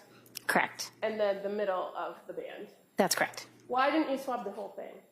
The purpose of the collection was to potentially determine who was holding or had contact with the ends of the band and who potentially had contact with the center of the band, potentially those being two different individuals. So I collected samples separate from the ends as in addition to the center. And was your approach on each one of the bands the same? Yes, it was. Okay. So the second band, which is the black band that was identified as item 2-3, you took samples again from the ends and the middle? That's correct. And I'm just going to show you another photograph. And is that the black band you examined? Yes, it is. That may be admitted.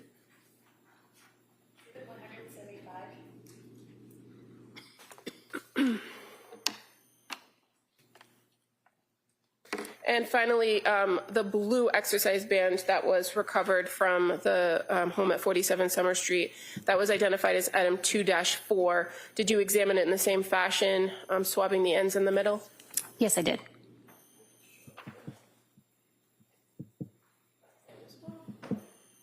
Yes. Is that a photograph of the band when you were examining it at the lab?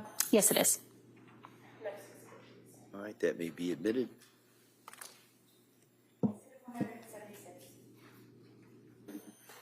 And as far as the swabbings that you took of each of these three exercise bands, what did you do with the swabbings after you swabbed the items? I allowed the swabs to air dry. I gave them each a item number, and then I preserved half of each of the swabs for additional testing in the DNA unit. And as far as your knowledge of some of the additional testing, you're aware that the exercise band swabbings were sent forward to the DNA unit for additional analysis, correct? Yes, that's my understanding. Thank you. Thank you. Cross? Thank you. Afternoon. Good afternoon. So, Ms. Hartnett, you initially went into the home at 47 Summer Street. At what time that day? Was it in the evening, early morning hours? It was the early morning hours of January 25th. Okay. And you had somebody that was learning underneath you that was with you at that time? That's correct. And you went into the various areas of the house. You went down to the basement, right? Yes. You talked about the stain that you had taken swabs of that was on the carpet down in the basement, right? That's correct. And you went upstairs, and then ultimately you ended up in the bedroom, and you made observations of a number of blood drops, or red, brown, as you put it, drops on the floor, right? There were numerous red brown stains on the floor, yes. On the clothing, the bedclothes that were on the bed as well, right? I do not believe I documented red brown stains on the clothing. It may have been there. I don't know if I have that in my notes. How about on top of the nightstand, there was the knife that counsel had talked about, correct? Yes, correct. And then you look at the window, and there was a red-brown stain on the right-hand side of the window as you're looking outside from inside in the bedroom, right? Yes, correct. And you made observations of some of the markings on the shingles that were directly below the window and directly above where the red-brown stains were found in the snow underneath. Yes, that's correct. Your confirmatory tests, and first of all, what you do is you have your screening tests. Back in the day, they used to, you use the orthotolidine. Do you still use that? No, not at this time. Now you use what, crystalline? What do you use now? It's called Castlemeyer. And the Tasselmeyer, basically, as I say, back in the day, it used to be that you would have vegetation that could give you a false positive, right? Correct. Certain chemicals could give you a false positive. Correct. Animal feces could give you a false positive, right? Depending on what's in them, possibly, yes. The test now that you have, the confirmatory test, is a lot more accurate, if you will, but still, nevertheless, I said confirmatory screening, but nevertheless, you still have to do a confirmatory test, right? That's correct. And back in the day, it used to be Takayama test. What do you do for confirmatory now? We use a test card, a human trace test card, which is something similar to a COVID test or a pregnancy test, where you just put the liquid in the beginning of the card, the liquid runs up, and if there's 2 lines, it's positive, and if it's only 1 line, it's negative. So that's not the Teichmann test, is it? No. Okay, so the confirmatory test that you use, that's a color test, though, right? It's a immunographic test. It's an assay, so it's not really a color test where you add the drops to the swab and it's going to change color. Okay. It's a reaction that's happening within the test card between antibodies and antigens that produce either 2 lines or 1 line. So let's take, for example, in the bedroom on the floor that counsel had shown you a number of drops that were in the floor between the bed and that mirror, right? You did confirmatory testing on that? I did back at the lab. I screened it at the scene and then, confirmed it back at the lab. And that confirmed that it was human blood? It confirms that it's blood and it indicates human blood. There is You have to do a precipitin test or something to determine if it's animal blood or human blood, right? So the test card that we use indicates that it confirms that it's blood. It indicates human blood because it may react with primate blood. So it's not specific to human blood. The bottom line is that you, as a chemist working for the Mass State Police investigating this case, are confirming that the stains that are on the floor of the bedroom, all the blood, all those stains are in fact human blood, right? I'm confirming the single stain that I collected from is blood. All right, and when you say the single stain, that would be you use the Q-tip and you swab it, and that would be from all of the stains that were all over the place on the floor, right? I did not swab each individual stain. I took a swab from each collection of stains. Okay, and that was human blood confirmatory, indicating it was human, right? It was confirmatory for blood and indicated human blood. All right. Now, one of the exhibits that the district attorney had pointed out to you was the mirror. Exhibit 161. Do you remember that, the mirror? Yes, I do.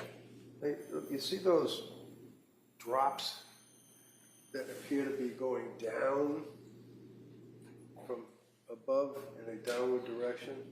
You see those drops? You tested those? I do see the red-brown stains, and yes, I performed a screening test on one of them at the scene.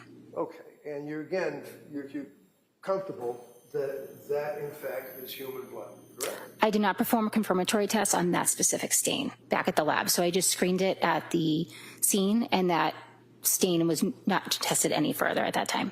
It was what? I performed a screening test at the scene. I did not perform any confirmatory tests on that specific stain back at the lab. Well, there's no doubt that the stains that are depicted on the full-length mirror that we can see in Exhibit 161 and the stains that were on the floor next to the bed and the stains that were on the floor in front of the bed heading towards the door, all with the same consistency, right? I didn't make any determination whether or not they were all the same consistency. Human blood?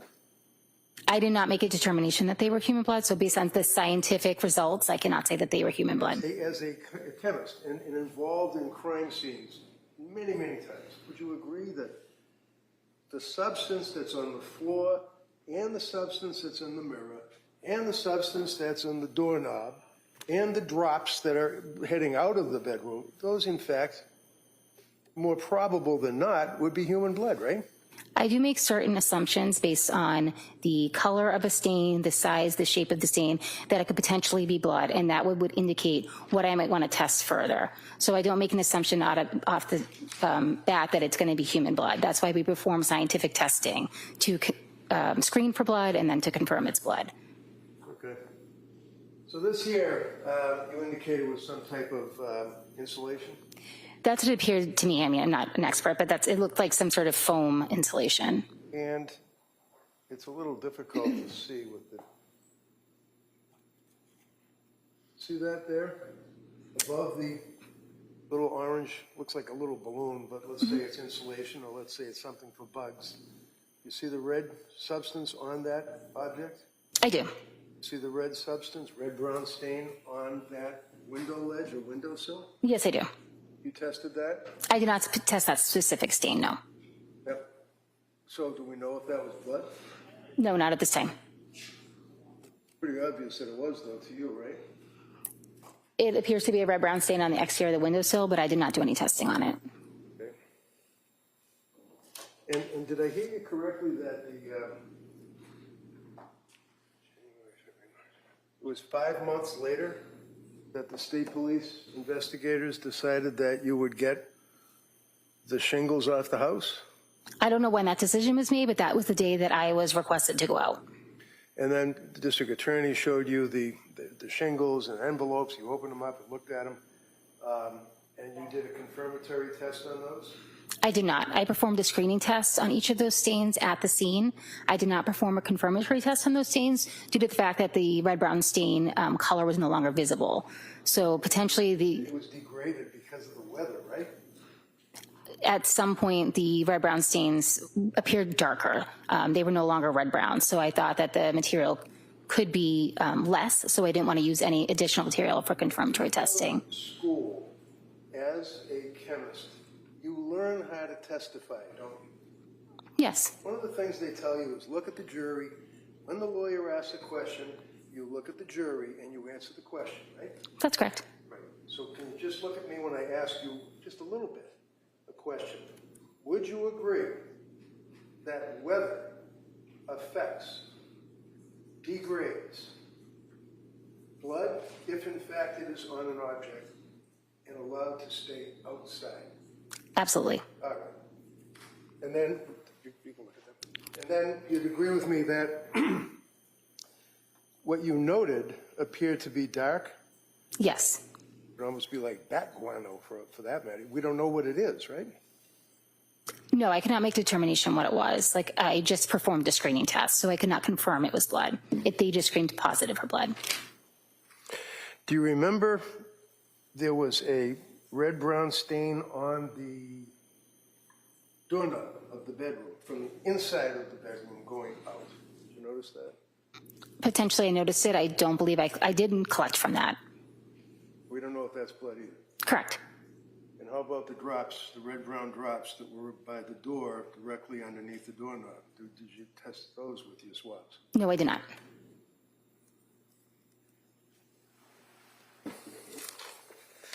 That's all I had. All right. Commonwealth Aid redirect? Just briefly, you were attempting to explain why you did not perform confirmatory testing on the shingles. Can you explain that to the jury? Because I could no longer see the red-brown stain, it just appeared more of a darker stain, a lighter stain that I previously saw at the scene. Given that material, whatever it was on the shingle, may have been limited, performing a confirmatory test is using up additional material to perform that test. So given that was already potentially limited due to the conditions and the time that had passed and the fact that I could no longer see the red-brown stain, I simply performed the screening test, and once that was positive, I took a swab and just preserved it. I did not perform any more testing in the lab on that swab. And is that because you would need something to forward onto DNA if you wanted additional testing to be done? Correct. I would have had to use up a portion of that sample to perform the confirmatory test, and I didn't think that was in the best interest of the case, given the fact that the material may already have been limited. And you indicated that you had previously seen those red-brown stains in those same areas that you swabbed and the shingles were collected back in January, correct? That's correct. Thank you. Nothing further. Anything further? All right. Thank you. Please step down. Thank you. Thank you.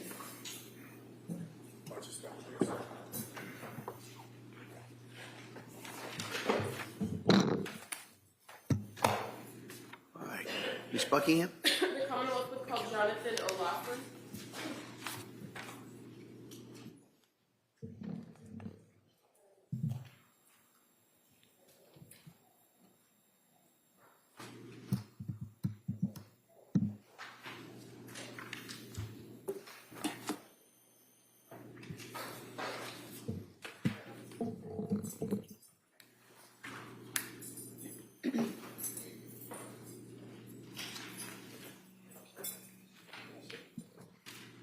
Good afternoon, sir.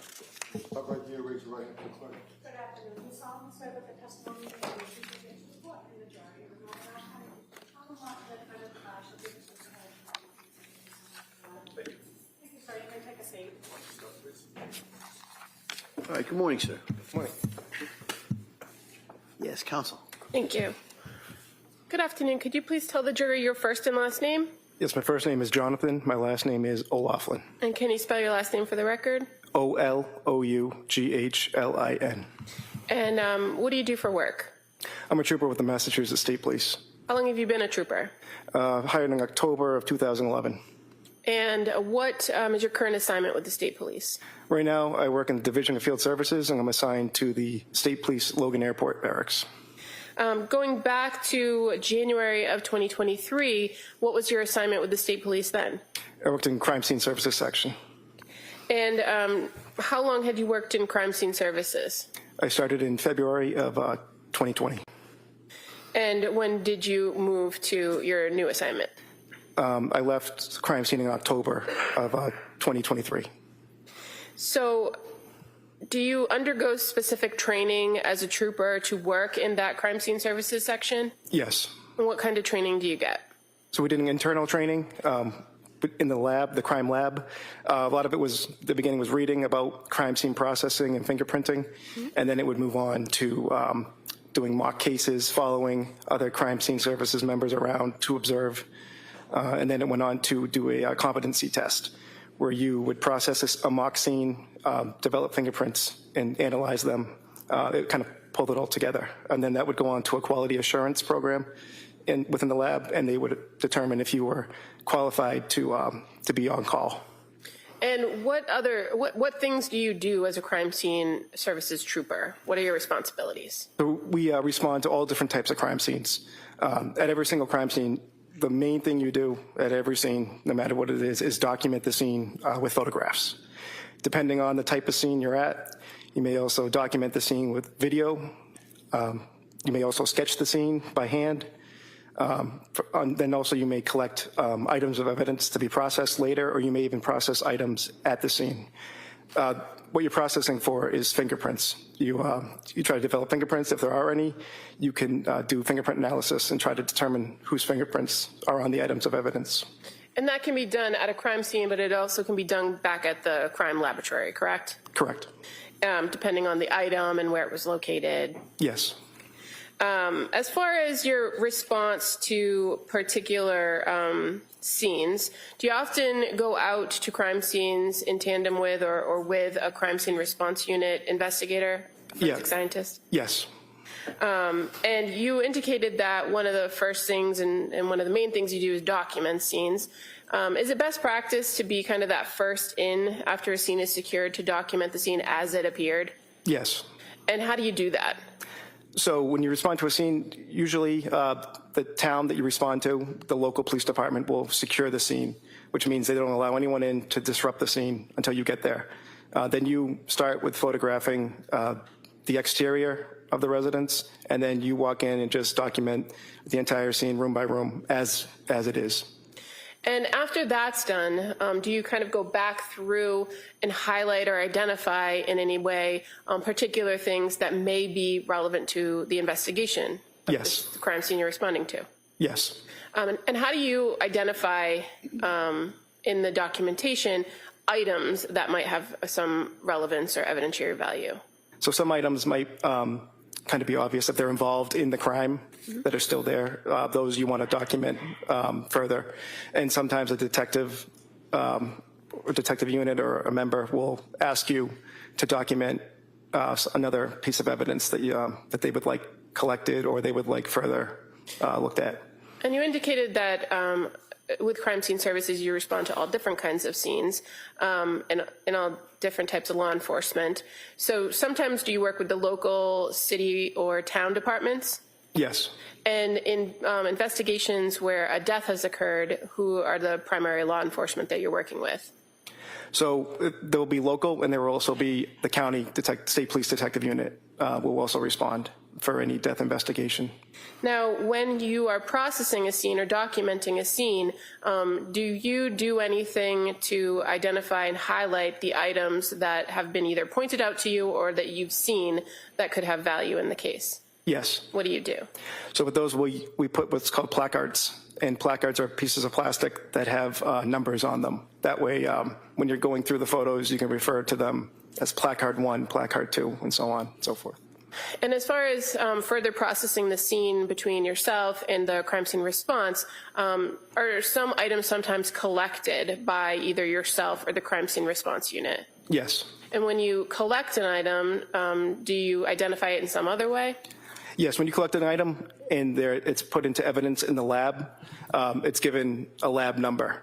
The lab number doesn't have to match up with the placard number. The placard's simply for your photos, and then the lab number is the number that will be associated with that piece of evidence all through the crime lab process, all the way through the trial.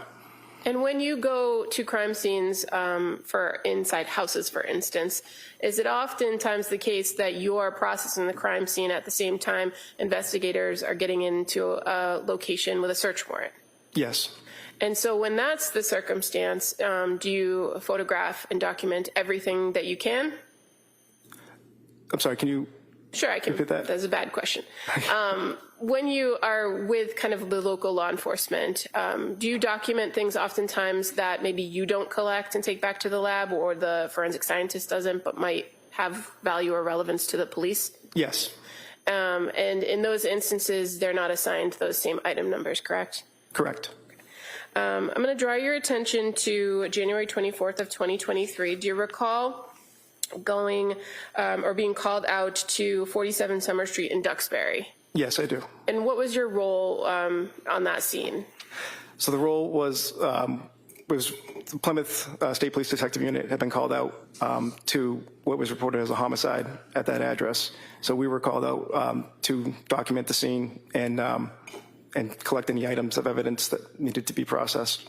Now, in relation to this particular investigation, when you arrived there, had the state police and the Duxbury police already secured the home? Yes. And again, in this situation, were you arriving and going into the home at the same time that a search warrant was being executed? Yes, we waited for the search warrant to be signed, brought to the scene, and then photographed the search warrant, and then we started documenting the scene. And fair to say, in this case, there were a number of items that were identified by your unit by the placards. Yes. And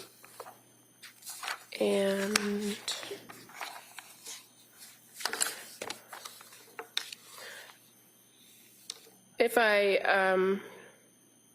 tell you that you documented 8 specific placards at the crime scene on that particular day, does that sound about right? Yes, it does. Okay. Including a brown belt, some exercise bands, 3 in particular, a pair of red pajamas, a pink sweatshirt or a robe, a pink piece of clothing, a knife with a black handle, and a phone. Does Yes. those sound right? It does. And I won't go through each and every item because we've seen several of those items before, but just in particular, as it relates to placards 7 and 8, I'm just going to ask you to take a look at some photos, okay? Okay.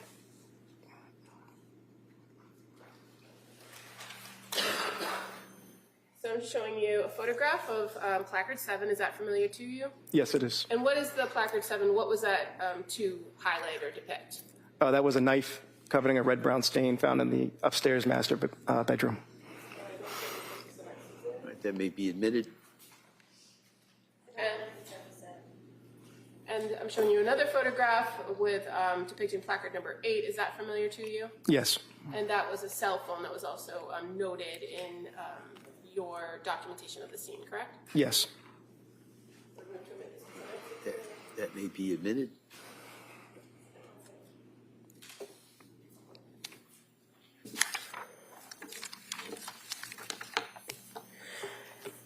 Now, as far as collecting of particular items on this scene, you're aware that there were several of the placarded items that were collected by crime scene services to take back to the lab. Yes.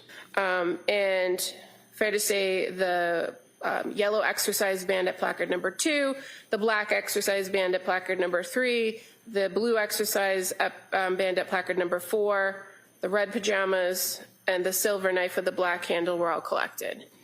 Yes, I believe the red pajamas were collected by the crime scene response unit. Okay. Do you recall collecting the knife? Yes. Why would you collect the knife as part of the crime scene response? Or excuse me. There's no objection to any of this physical evidence being introduced. You just, that's all right. I'm going to allow this line of inquiry just to kind of put things in perspective. Go ahead. Thank you. Why would you collect the knife as part of the crime scene services as opposed to the crime scene response? So we would collect the knife because that would be an item that would be processed for fingerprints at the lab. And based on your training and experience, fingerprint analysis, is that something that should happen before any other biological testing? Yes. And why is that? So fingerprints are extremely fragile. Anything that the forensic scientist would do would destroy any fingerprints that may or may not be, that may be on a item of evidence. Okay. And so I'm just going to approach and show you an item.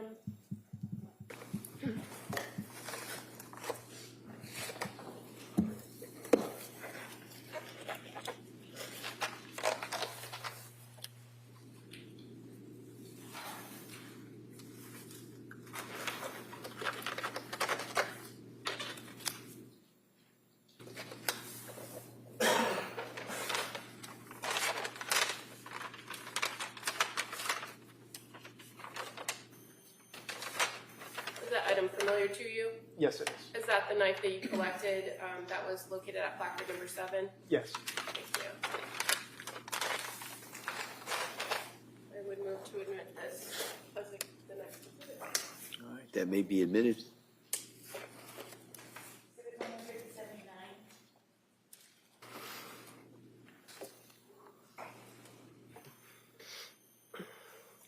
Now, that knife was brought back to the crime lab to your unit? Yes. And in addition to the knife, did you also bring back the exercise bands? Yes. As far as your analysis of those items for fingerprints, what did you do to try to identify if there was anything on them? So when we're examining for fingerprints, we're looking for latent prints, which are fingerprints that aren't necessarily visible to the naked eye. Therefore, chemicals must be applied to bring it out to make them visible. Those are non-porous items. So for those, we would use, it's commonly referred to, what was cyanoacrylate ester. It's more commonly known as superglue. And we put them in a chamber with the superglue. The superglue is heated. There's water, so there's humidity in this chamber. The entire chamber fills with superglue fume, so it adheres to anything fingerprint related on those items. Once the chamber is cleared of the fumes, you open it, and then you can now see if there are any fingerprints on there. Is it fair and to say that also hardens and preserves the fingerprints on the items of evidence for further testing if needed. Okay, and is it fair to say that when you touch an item and leave some remnants of a fingerprint, it's the oils and everything that are on your finger that leave the impression on the item? Yes. And so are there things that can affect whether you actually get enough information to analyze a fingerprint? Yes. What kinds of things can influence that? So it could be the texture of the actual object itself. It could also be environmental factors. If there's low humidity, it could be if there's the person touching the item might not have residue on their hands. There's also movement can affect fingerprints.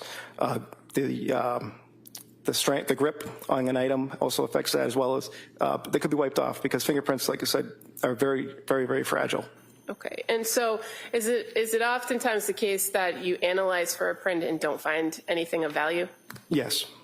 And so as it pertains to these items that you reviewed, the knife, the exercise bands, can you tell us what your findings were when it came to the knife? Yes, the knife did have limited detail. meaning that there were areas of friction ridge impressions, which is that's what we've referred to fingerprints. Is the friction ridge skin is the skin that covers your palms and your fingers and your toes and your feet. The friction ridge skin is what leaves the impression on an object. So there was an area of friction ridge impression on that knife. So it was photographed further and given an item number. Upon further analysis, there was not enough detail to do a comparison. So when you photograph it for further analysis, why do you do that? Do that in order to take a deeper look to see if there was enough characteristics or minutia to do a comparison to a known print. So with a photograph, you can enhance it and look at it closer, correct? Correct. But after doing that, were you able to make any sort of opinions about that area on the knife? Yes, there was not enough characteristics or minutia to do any comparison, so it was deemed no value. And as far as the exercise bands, fair to say you also did the same and examined those to try to identify if they had any friction ridge detail or anything of value that you could conduct a comparison on, right? Yes. And was there any on either the yellow band, the black band, or the blue band? No, there was not enough to do, no value. And after you're done looking for these delicate fingerprints, what do you do with the items next? So the items are repackaged and they moved on to the forensic scientists to do their testing. And usually that's the criminalistics unit first, correct? Yes. Now, in this particular case, as we discussed, you were also documenting as state police were executing a search warrant, correct? Yes. And you did that again with additional photographs? Yes. I'm just going to show you a couple photographs, if that's okay.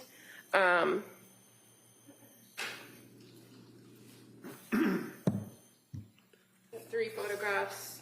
That's the first one. It's a little hard to see, but do you see an item depicted in there? A square item?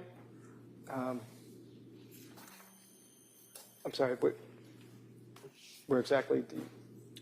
Well, do you see that this photograph, a little washed out, but it depicts an area of the home? Yes. Or an item in the home? Oh, yes. The dresser? Yes. Oh, yes, the dresser. Okay. Yeah. And then I have another photograph with a drawer open. Is that familiar to you? Yes. And then a third one, with an action item pulled out. Yes. And fair to say, when you're photographing things as they are found, you photograph where it comes from, as it's being examined, and then the item in and of itself. Yes. So these 3 photographs, would they depict the location of a brown journal? Yes. Okay, I would move to admit these as the next. All right, those may be admitted.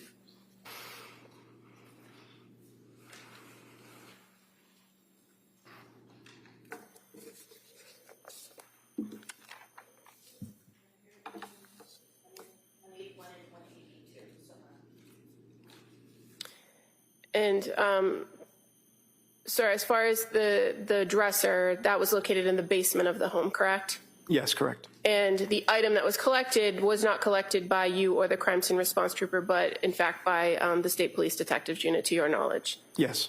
Thank you. Nothing further. Mr. Reddington. So basically, how long is your course that you take to become a crime scene technician for the state police? So before you're certified for fingerprints, it's usually about a year. So you're working in that crime scene services unit for a year while you're going to the school for it? Yes, it's more of an internal training. You don't go to a specific school, but yes. So you told us about your training. You told us about your experience. You told us about fingerprints. You told us how you seize items in the course of a search warrant. And then you told us about looking at the photographs and the items that would depict friction ridge, if any. But the bottom line is that you didn't get any fingerprints. Correct. And that you could have just said that, right? Just come on the witness stand and say, we didn't get any fingerprints. Sustained. So then you're talking about, as the state police investigating this case, you guys walk around and you have cameras and you take pictures, right? Yes. That's what you told us about. Well, how about when you're executing a search warrant? Are you supposed to be thorough in the course of your search for items? I don't search for items, sir. Everything I do is, Pictures, right? yes, I document. So if I went into the bedroom and if I found a bunch of drugs, in addition to the drugs that were found in the kitchen, and I found these in a nightstand with blood on top of the nightstand and the knife that you talked about, you would have photographed that, right? Yes. Never saw that, did you? No.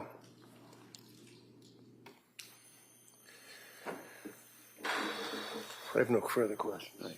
Redirect? All right. Thank you, sir. You step down. Thank you.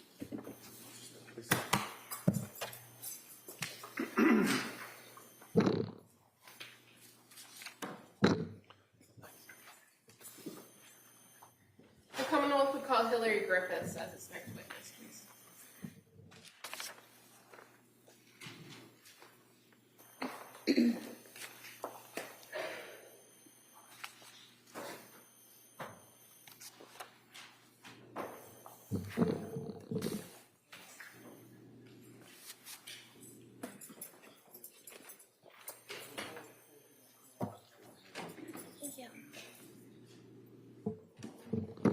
Good afternoon, ma'am. Stop right there and raise your right hand for the clerk. Good afternoon. Do you solemnly swear that the testimony here which you shall give to the court, you the jury, you have enough time between the clerk and Thank you. You may have a seat, please. Hi, good afternoon. Good afternoon. All right. Counsel. Thank you. Sorry. It's okay. Good afternoon. Can you tell the jurors your first and last name? Hillary Griffiths, And can you spell your last name for the record? Griffiths. And where do you work? I work at the Massachusetts State Police Crime Laboratory. What do you do there? I am a forensic scientist in the toxicology unit How long have you been with the state police? for 21 years. And have you spent your entire career in the toxicology unit, or have you worked in other units? Initially, I worked in the DNA unit and then in the Office of Alcohol Testing, but I have been in the toxicology unit since 2011. What does the toxicology unit do at the crime lab? We test biological specimens, primarily blood and urine and some other sample types, for the presence of drugs, alcohol, and some poisons to aid in criminal and legal investigations. Where does the samples, the blood and urine, come from before it gets to your lab? They could come from often hospital collections of blood and urine. Occasionally, urine samples can be collected from a defendant at a police station. Also, we receive samples from the medical examiner's office. So normally it comes through some law enforcement channel, right? Yes. And sometimes through the medical examiner's office. Yes.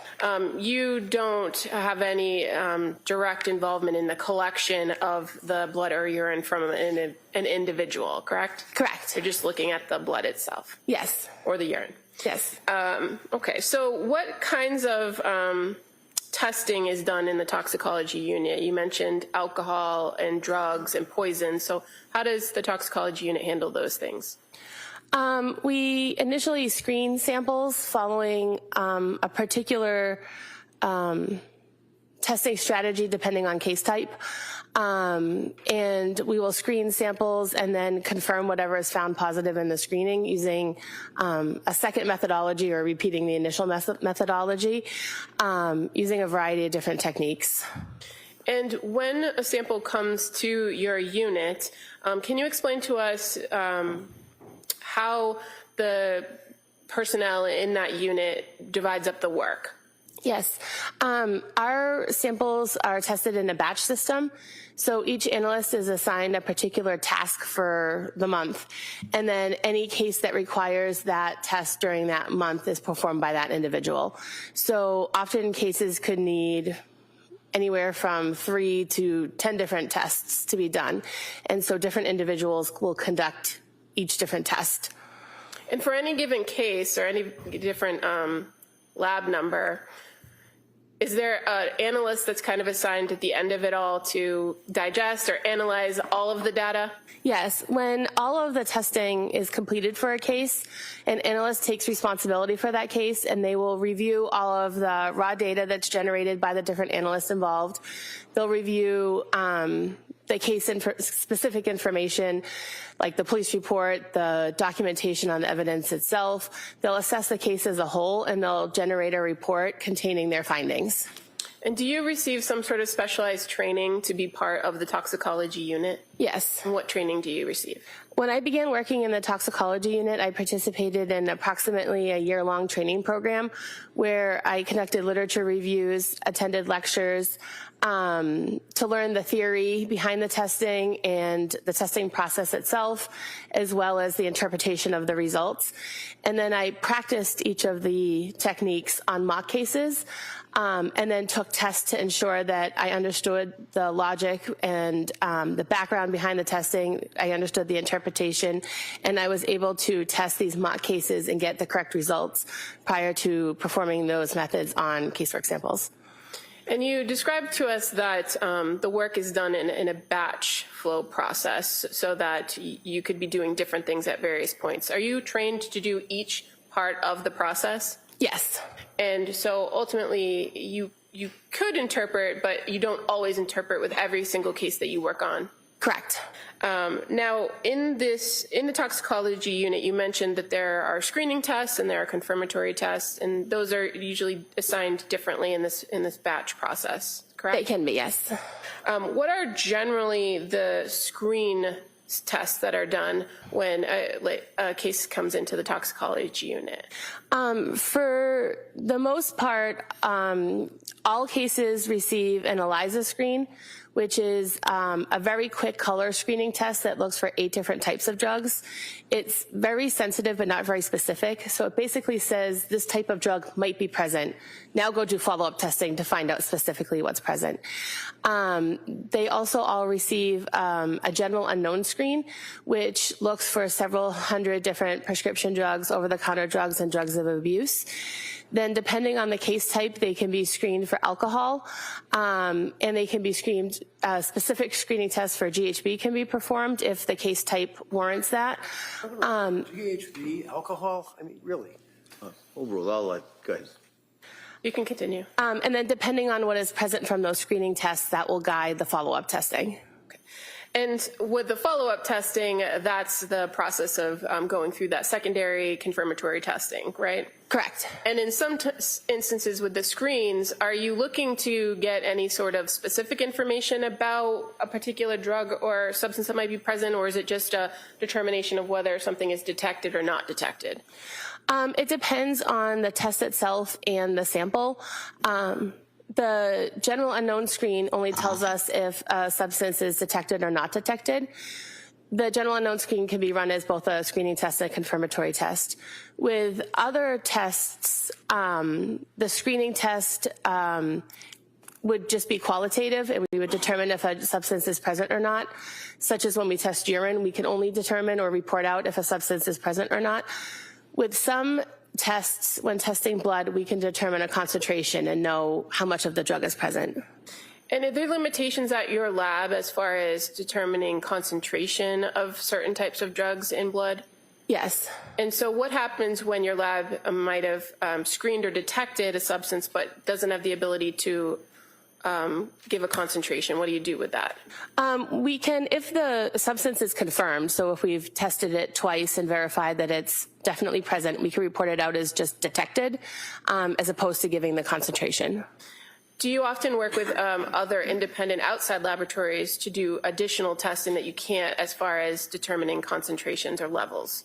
Yes, if it's important for the case to know a concentration of a substance that we can't quantify ourselves, we can send it to a different laboratory that can perform that testing.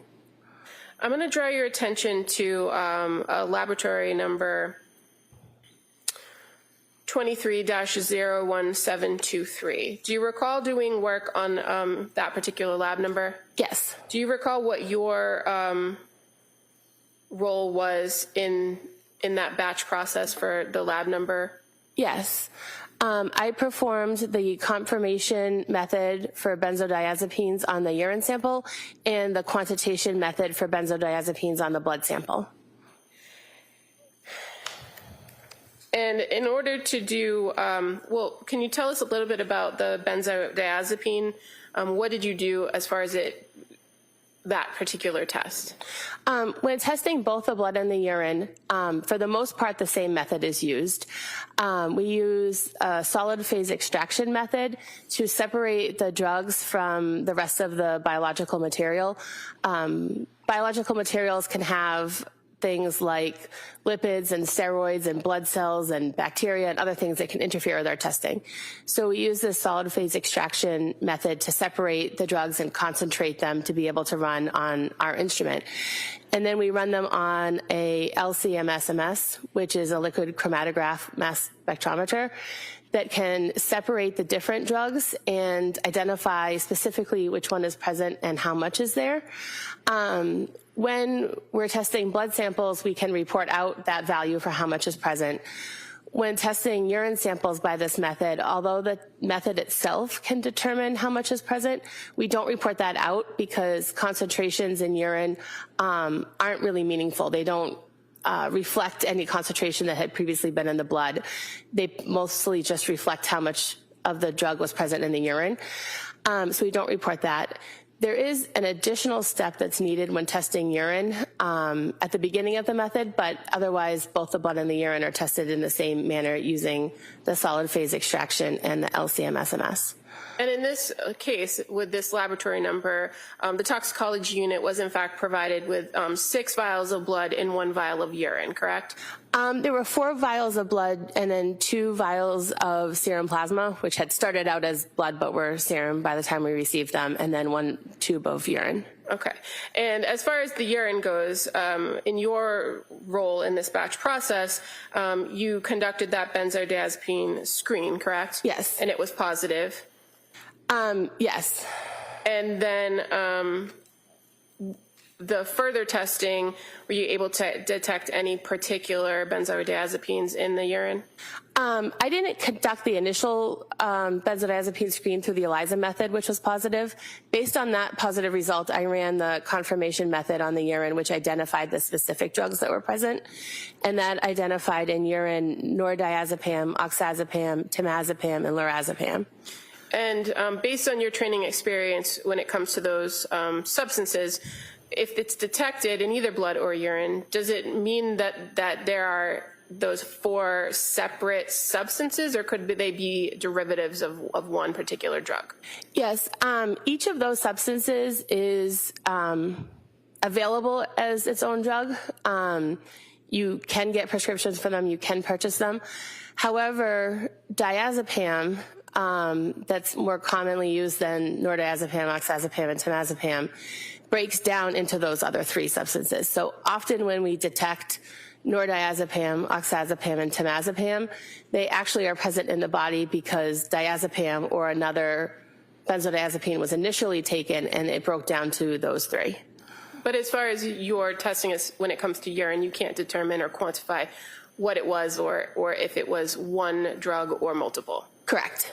Now, in this particular case, you indicated that there was also further testing done on the blood, correct? Yes. And was it as well for the benzodiazepines? Yes. And that was just because that was your role in the batch testing for this case? Yes. What were the results in the testing of the benzodiazepines in the blood? The blood contained 8.8 nanograms per milliliter of diazepam and 20 nanograms per milliliter of nordiazepam and 4.8 nanograms per mil of oxazepam and 1.9 nanograms per mil of temazepam and 61 nanograms per mil of lorazepam. And in your role in this testing process, you're just running the equipment, running the tests, and getting the data, correct? There is some analysis of the data. I have to ensure that the controls performed appropriately, that the instrument was running properly, and make a decision based on the instrument data, what I consider to be positive or not. But then it's handed off to another analyst who generates the final report. And in this case, were all the controls appropriate, all the equipment running effectively, and everything done according to the policies and procedures of the lab? Ultimately, all of the relevant controls that were associated with the samples performed appropriately. And what did you do with the information or the data that you received as a result of these tests? What did you do with it? I put it together in a batch file that contained all the data for my analysis. It contained the case data for the samples that were run on that day, as well as all the control data that was run simultaneously, and other traceability type info, and gave it to another analyst who reviewed it to ensure that laboratory policies and procedures were followed, that the controls performed appropriately in order to report the results, and that the results were scientifically accurate. And then after that analyst agreed with my findings, the data was put into the individual case files. And in this case, the reporting analyst for the entire lab number of 23-01723 was in fact somebody by the name of Nicholas Roberts, correct? Yes. And you're aware that there were other forensic scientists who did other testing for other types of drugs in the same test, but it wasn't part of your role or your batch? Correct. Thank you. Mr. Reddington. So the toxicology report you're familiar with was dated February 24th of 2023. Is that correct? Do you have it in front of you? I can refer to it. Yeah. Yeah, great. Thank you.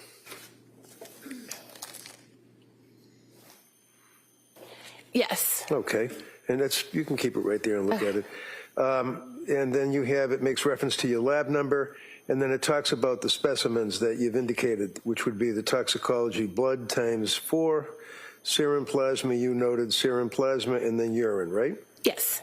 And when you say serum plasma, what is that? Is that just a breakdown of the blood, or is it that was actual plasma that was submitted? How did that come about as opposed to the actual blood in items number 1, 2, and 3? We received samples that were taken for medical reasons, and the sample that was initially drawn would have been blood, but the hospital would have separated the blood cells from the liquid portion of the sample prior to it being submitted to our lab. So when I received it, it was serum plasma, but it would have initially been blood. Okay. And likewise with the urine, correct? Yes. And you received all of these items in indicating light blue top tube, potassium oxalate, sodium fluoride. That was just so prevent coagulation, right? Yes. And then looking down further, it says on the toxicology blood, you make reference to, as you indicated, the 8.8 diazepam, the nordiazepam, the oxazepam, temazepam, lorazepam, and you're putting down, would that be nanograms per milliliters, NG/ml? Yes. Okay. And it's kind of hard to follow through with that, so I'm going to approach you. This is a copy of the blood toxicology report that you're referring to, right? Sure, of course. Yes. Okay. And this is the tox report for Lindsay Clancy, right? Yes. And it's making reference to incident date of January 24th of 23, correct? Yes. I'd offer this one. Any objection? No. All right, that may be admitted.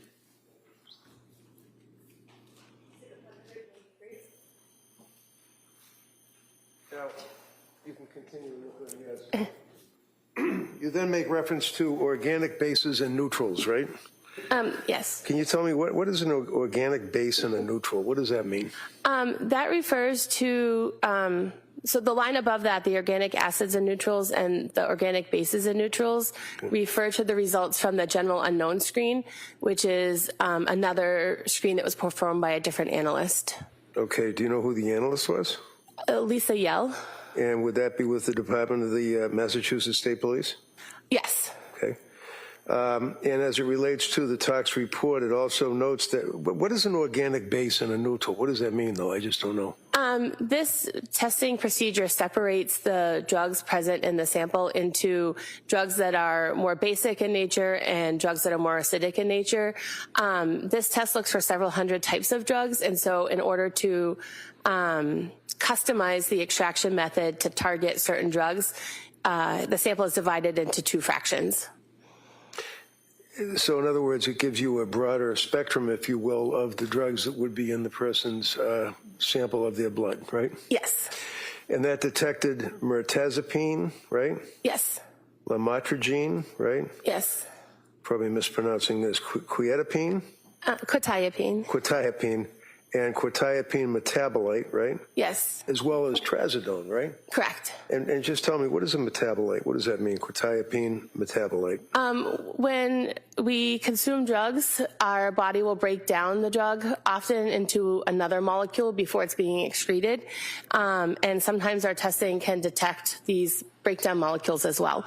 So this test detected both quetiapine as well as its breakdown product. So there was, that would indicate that there was quetiapine that was in the blood as well as a quetiapine metabolite or a breakdown over a passage of time. Yes. Also, just you guys check for everything. There's no alcohol detected, right? Correct. No amphetamines detected, right? Correct. There was a benzo screen that was positive, which we've already talked about, correct? Yes. Buprenorphine screen, none detected, right? Yes. Cocaine and fentanyl, none, right? Yes.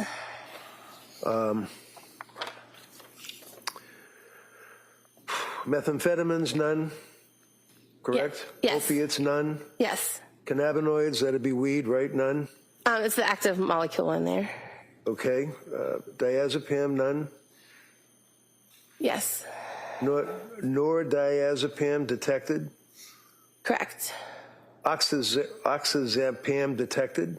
Yes. Teramazepam detected.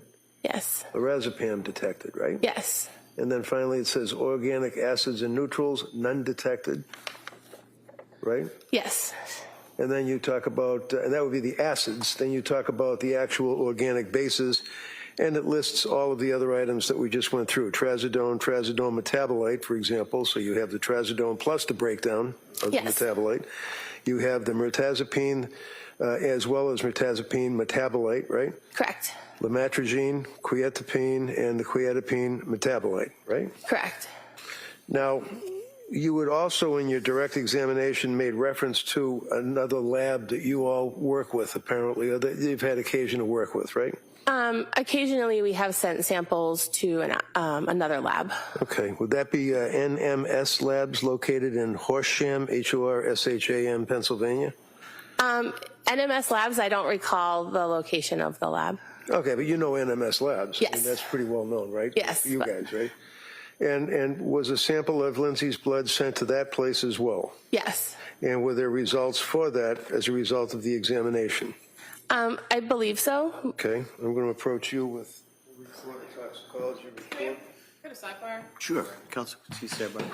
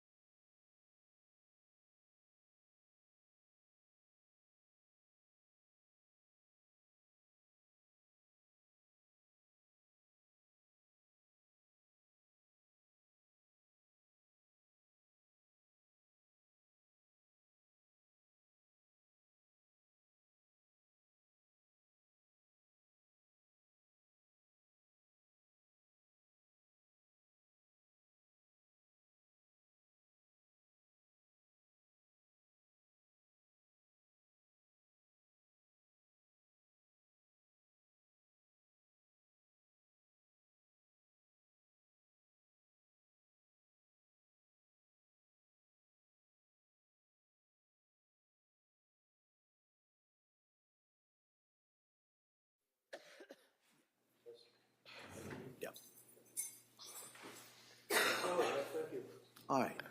Yeah, redirect. Nothing further. Okay, thank you, ma'am. Let me sit down. Thank you. Thank you.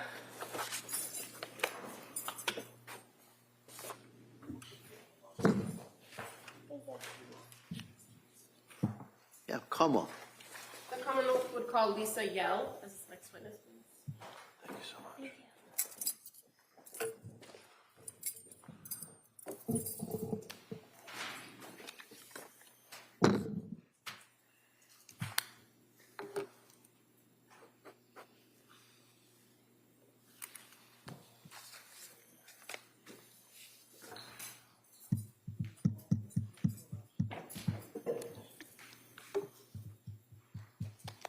Good afternoon.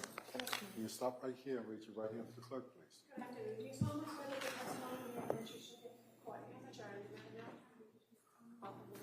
shall be the truth, the whole truth, and nothing but the truth, so help you God? Yes, I do. Thank you. You may have a seat. Why don't you step right there, please? Hi, good afternoon. Good afternoon. All right. Come on. Thank you. Good afternoon, ma'am. Can you please tell the jurors your first and last name? My name is Lisa Yell, spelled Y-E-L-L-E. And what do you do for work? I currently work at a biotech pharmacy company. Did you work for the Massachusetts State Police Crime Lab at some point? Yes, I did. And how long did you work for the crime lab? For 15 years. And in January of 2023, what unit were you working with at the crime lab? The toxicology unit. And more specifically, I guess, February of 2023, were you still in that unit? Yes. Okay. Now, I'm just going to draw your attention right to this particular case. We're talking about laboratory number 23-01723. Did you do any batch work on this particular case? Yes, I did. And what testing did you do in relation to the samples of this lab number? It was a test that was known as the general unknown screen. Can you tell the jury what the general unknown screen does, what it tests for? Sure, that's a screening test for drugs. It essentially would test for hundreds of different prescription medications or drugs of abuse. And in this particular test, the general unknown screen, is there a portion of testing in the lab for general unknowns that would allow you to quantify when certain substances are detected? The general unknown screen is not a quantifiable test. It's just an identification screen. So you wouldn't be able to attribute a specific level of the drug, but just the identification that it was present or not. So it would be a detected or non-detected situation? Correct. And in this particular case, items 10-101 involved a vial of blood that was submitted to the laboratory, correct? Yes. And you did the general unknown screen for the blood? Yes. And what were the substances that were detected in that sample of blood? Would I be able to reference? Sure. Just to ensure that I'm attributing everything? Yep. Any objections? No, of course not. Sure. I can actually show you what's in our exhibit 183.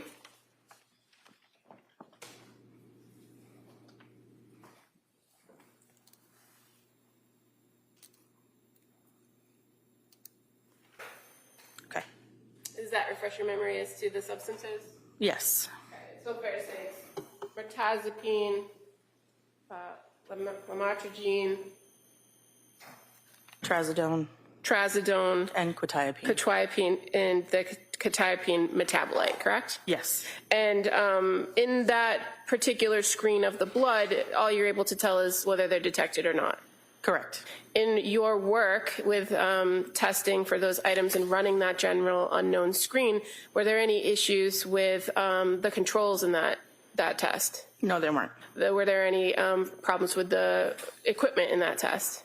There was a syringe issue, which means essentially if you consider a needle that has a plunger on the top, it would have essentially gotten stuck at some point within the batch run, which could run for 24 to 48 hours. It's a very lengthy run. So once the error is notified, it's a very simple switch. You just pull the syringe out, place it back, place a new one back into that same spot, and then you would restart your run from that point forward, including a control, just to ensure that the instrument is still functioning the way that it should. And so would that type of error that you observed in the equipment affect the results of the test? Not in any way. And in addition to the testing or running this general unknown screen on the blood, you also ran a general unknown screen on urine, which was identified as item 10-201, correct? That's correct. And were those same substances detected in the urine? Yes, they were. And again, as far as those particular substances in the general unknown screen or unknown screen test for urine, are you able to quantify it in any way? No. Is it fair to say that there are other laboratories across the country that potentially could quantify those substances? Yes. And so in this case, are you aware that there were samples of the blood that were sent to another lab because of those positive tests for those substances? I am not aware. Okay. You weren't the reporting analyst in this case, correct? Correct, I was not. So after you did those general unknown screens in the blood and the urine, what did you do with the information? The testing, every independent sample receives its own summary sheet where you document any possible drugs that were detected. All of the sheets are submitted to what's called a batch review, so a secondary person will independently review everything and ensure that they drew the same conclusions that I did. Once both people have agreed, all of the paperwork that is generated is filed within the respective case files, and then that's later submitted to an analyst at random to author the report and review the entirety of the case. And in this particular case for lab number 23-101723, you're aware that Nicholas Roberts was the reporting analyst, correct? Correct. And any decisions on any further testing were likely made through him, in your experience? Yes, it definitely would not have been part of the role for someone doing a portion of the testing within a case. And as far as the particular substances that were detected, when you are running these tests, it doesn't tell you that there were several different drugs that were necessarily consumed by the individual, correct? I don't know if I understand your question. Well, are there certain substances that come up in these screens that could be attributable to the same type of drug? There are certain, we would call them parent drugs and metabolites. Once you ingest a medication, your body will begin to metabolize or break that drug down. So there could be metabolites that are related to the parent compound of the medication that was taken. So where there were five positive or detected substances doesn't mean that there was 5 specific substances, especially where there was a metabolite detected, correct? I guess that. I'm not sure I follow your question again. That's okay.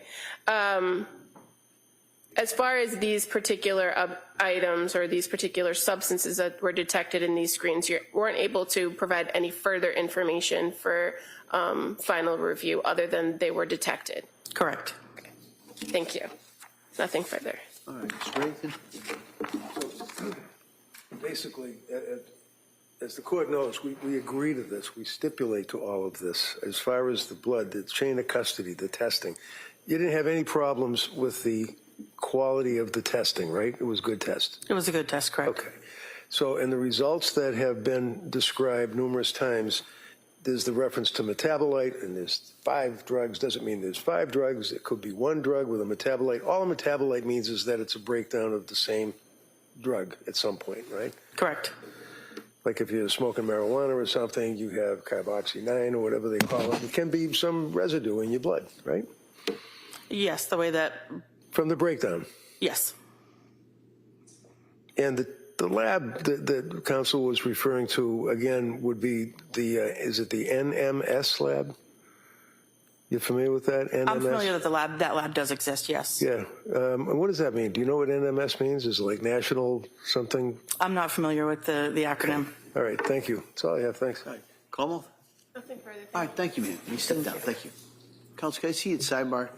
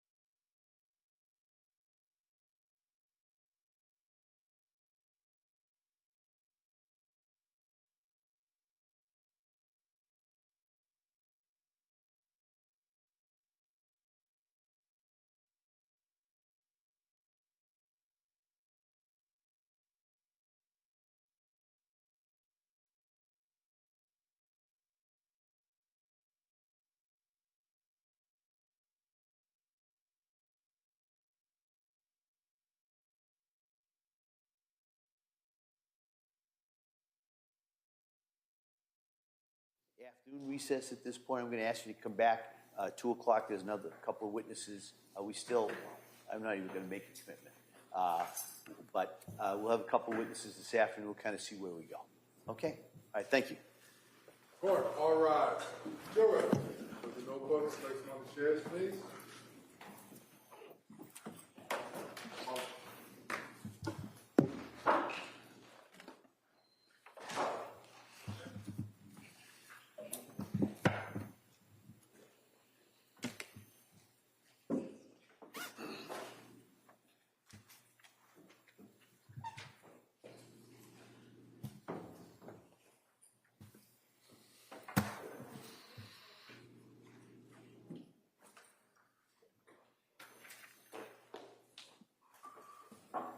Jurors have exited the forum. All right, so we'll be in recess on this matter till 2 o'clock. Okay, thank you. Court, all rise. Okay, we make sure that this is the Brigham and Women is the same thing that you have over there.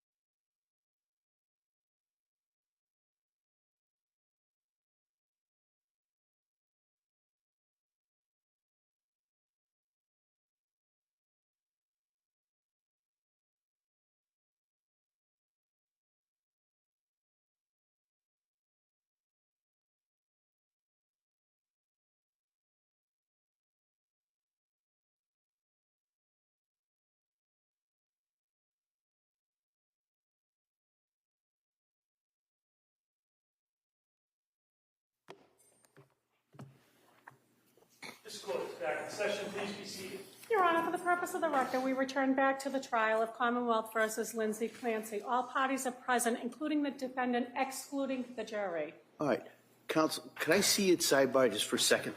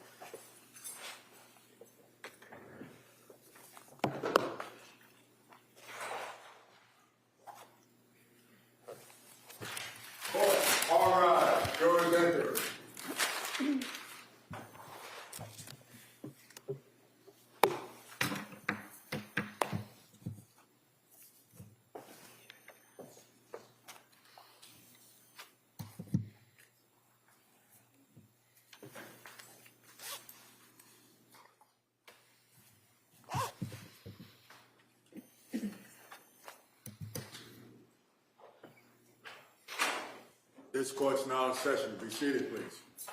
Your Honor, for the purpose of the record, we return back to the trial of Commonwealth versus Lindsay Clancy. All parties are present, including the defendant and including 18 jurors. All right. Again, members of the jury, thank you for your patience with us. We're going to do at this point, we're going to return now to the Commonwealth's presentation of the evidence. And Commonwealth, to call your next witness, please.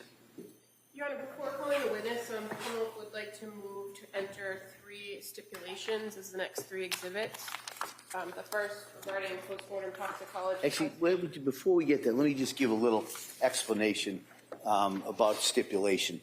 So, members of the jury, what you're going to hear is what's called a stipulation. All right, and what a stipulation is an agreement between the parties, agreement as to facts. Now, keep in mind that the Commonwealth has the burden of proof for every fact and the elements in this case. All right, so. But the defendant has stipulated, and the Commonwealth has stipulated, to these specific facts, all right? And the stipulation is basically may be accepted by you as facts and can be relied by you, along with other facts that you find during the course of the evidence, all right?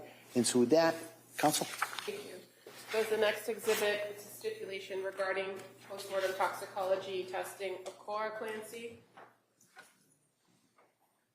184. As the next exhibit, a stipulation regarding the postmortem toxicology testing of Dawson Clancy. 185. And the third, a stipulation regarding postmortem toxicology testing, for Callan Clancy. 186. All right, thank you.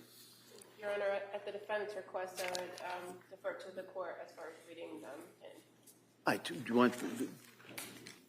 Thank you. All right. All right. So, members of the jury, I'm going to read you what these stipulations are. But keep in mind, you'll have these since they've been entered as exhibits. You'll have them with you back in the deliberations during the deliberations. All right, back in the jury room. So you'll have these. But let me just read these to you so you can kind of have this as the case is going forward, all right? So Exhibit 184 is a stipulation regarding the postmortem toxicology testing of Cora Clancy. In the above captioned matter, the parties agree to the following facts as it pertains to postmortem toxicology testing conducted for Cora Clancy. Number 1, in accordance with laboratory policy and procedure, laboratory staff screen, analyze and review samples submitted for testing using batch testing processing prior to final review and interpretation by the assigned analyst. 2, all policies and procedures were followed in this case. And 3, in addition to forensic scientist 2, Alicia Zimmerman, being the assigned analyst and processing samples associated with case number 23-01875, Cora Clancy, laboratory staff had the following roles in the testing process. A, Brittany Massette and Natalie Law conducted screening analysis on item 1-01, which was the heart blood of Cora Clancy. B, Hannah Knowles conducted batch review analysis of screening tests conducted by Massette and Law. C, Marissa Dreyer and Seth Utter conducted further analysis on items 1-1-01. D, Emily McCall and Jacob O'Connell conducted batch review analysis of testing by Dreyer and Utter respectively. E, Tashi Washington conducted a technical review of the entire case prior to the issuance of Alicia Zimmerman's report. And F, Jennifer Mejia documented the measurements of the specimens collected for possible postmortem toxicology testing. So that's the stipulation on Exhibit 184 regarding the testing related to Cora Clancy. Exhibit 185 is a stipulation regarding postmortem toxicology testing relating to Dawson Clancy. And so, number 1, in accordance with laboratory policy and procedure, laboratory staff screen, analyze, and review samples submitted for testing using batch testing processing prior to final review and interpretation by the assigned analyst. 2, all policies and procedures were followed in this case. 3, in addition to forensic scientist 2, Alicia Zimmerman, being the assigned analyst in processing samples associated with case number 23-01874, which was Dawson Clancy, laboratory staff had the following roles in the testing process. A, Brittany Massette and Natalie Law conducted screening analysis on item 1-1-01, which was the heart blood of Dawson Clancy. B, Hannah Knowles conducted batch review analysis of screening tests conducted by Massette and Law. C, Marissa Dreyer and Seth Utter conducted further analysis on item 1-1-01. D, Emily McCall and Jacob O'Connell conducted batch review analysis of testing by Dreyer and Utter, respectively. E, Tashi Washington conducted a technical review of the entire case prior to the issuance of Alicia Zimmerman's report. And F, Jennifer Mejia documented the measurements of the specimens collected for possible post-mortem toxicology testing. All right, and that's the exhibit regarding Dawson Clancy. All right. And then the last stipulation at this time is Exhibit 186, and that stipulation is regarding the post-mortem toxicology testing of Callan Clancy. Number 1, in accordance with laboratory policy and procedures, laboratory staff screen, analyze, and review samples submitted for testing using batch testing, processing prior to final review and interpretation by the assigned analyst. 2, all policies and procedures were followed in this case. 3, in addition to forensic scientist 2, Alicia Zimmerman, being the assigned analyst in processing samples associated with case number 23-0214, which was for Callan Clancy, laboratory staff had the following roles in the testing process. A, Brittany Massette was a screening analyst for item 1-1-01, which was blood from Beth Israel Deaconess Hospital in Plymouth. B, Natalie Law and Marissa Dreyer conducted further analysis on item 1-1-01. C, Hannah Knowles and Emily McCall conducted batch review analysis of item 1-1-01. D, Seth Utter conducted analysis on item 1-1-07, which was blood from Boston Children's Hospital, and 1-1-04, which was urine from Beth Israel Deaconess Hospital, Plymouth. E, Nathaniel Almeida conducted batch review analysis on item 1-1-07. And F, Robert Anderson conducted batch review analysis on item 1-1-04. He also conducted a technical review of the entire case prior to the issuance of Alicia Zimmerman's report. And G, Jennifer Mejia documented the measurements of the specimens collected for possible post-mortem toxicology testing. So those are the stipulations at this time, keeping in mind that you'll have those with you and everything that's contained there with you back in the jury room. Okay? All right. Commonwealth? Thank you. The Commonwealth would call Alicia Zimmerman.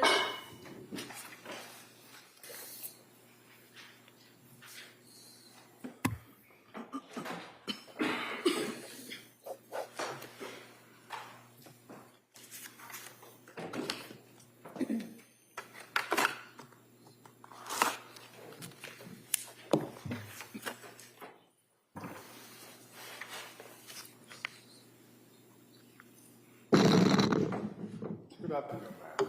Stop right here, raise your right hand first. We solemnly swear that the testimony and the evidence you shall give before the grand jury, the matter now pending before the Commonwealth and the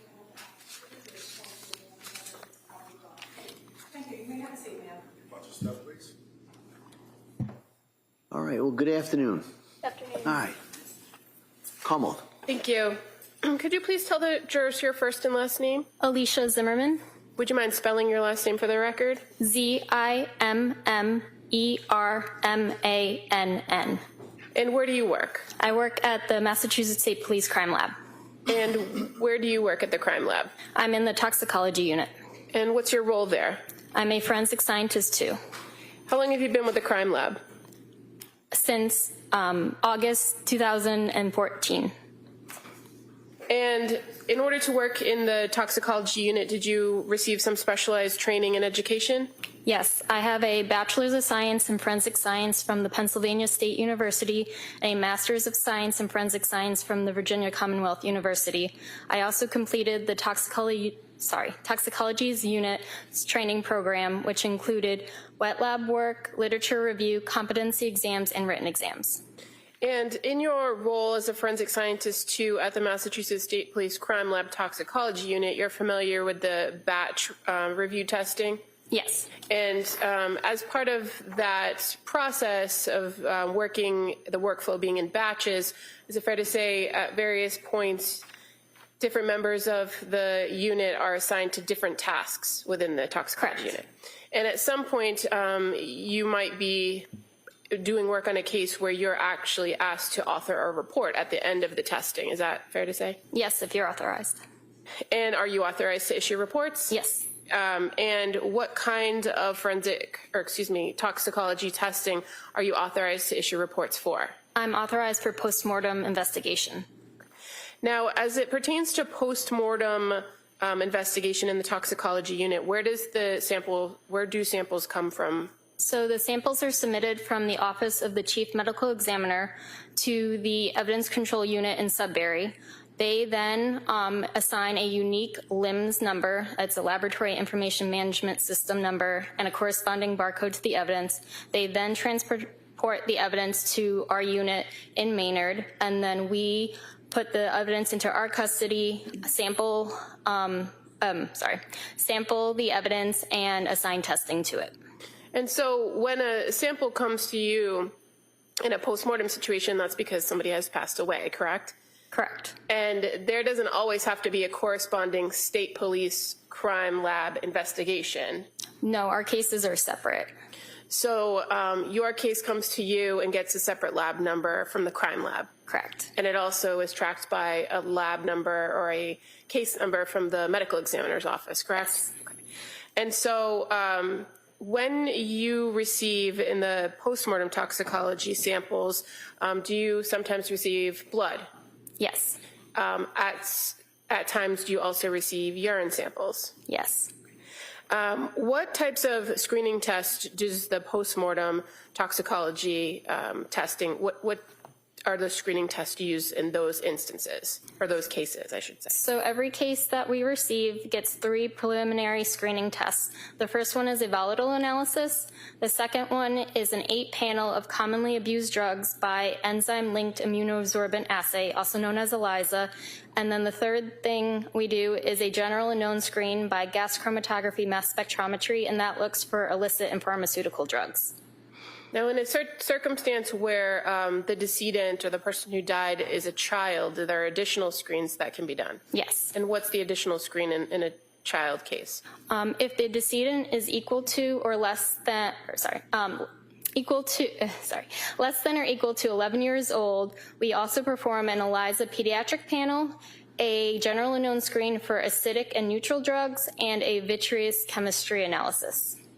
Now, in cases where your unit receives these samples from the medical examiner and a screening test is done, if no substance is detected in either of those 3 screens, or if in a pediatric case, that 4th screen, what happens? No further testing is performed. And so if you are the reporting analyst in those cases, you would simply note none detected? Yes. Okay.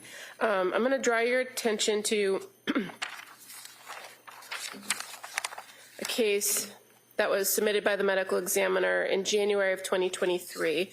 I think your unit might have reviewed the evidence in February of 2023. Are you familiar with the case involving 3 different postmortem toxicology testing, but all related?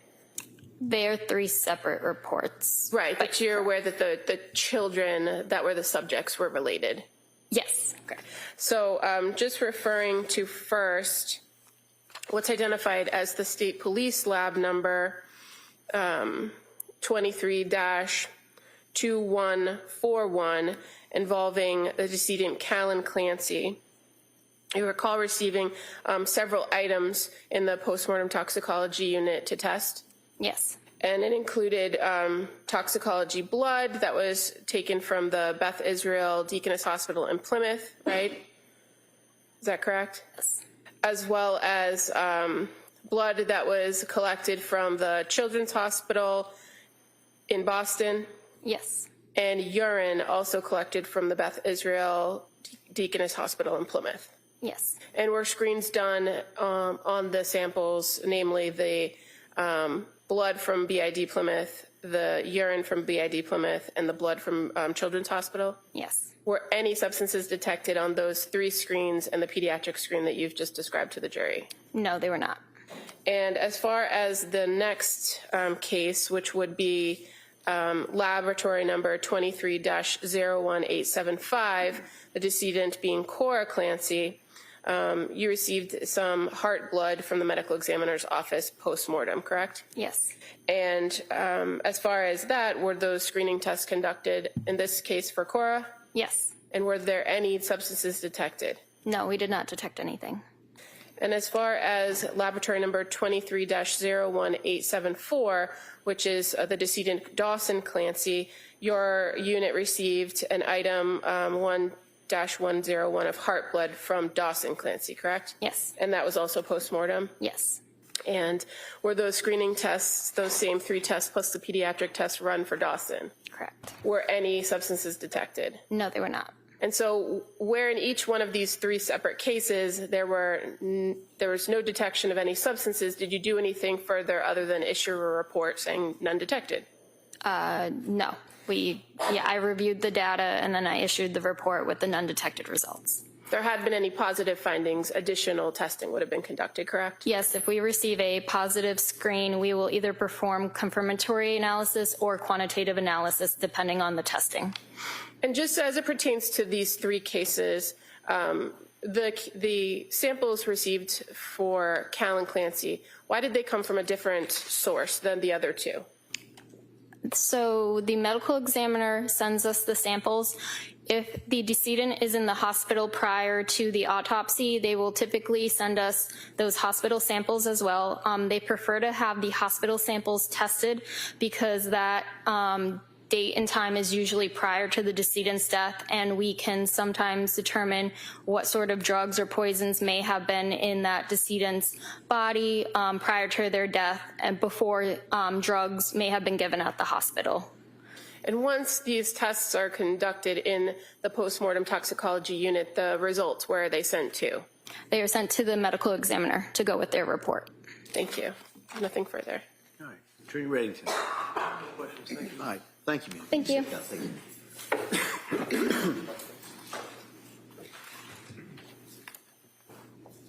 you. Attorney Sprague. Thank you, Your Honor. Commonwealth House Sherry Crook.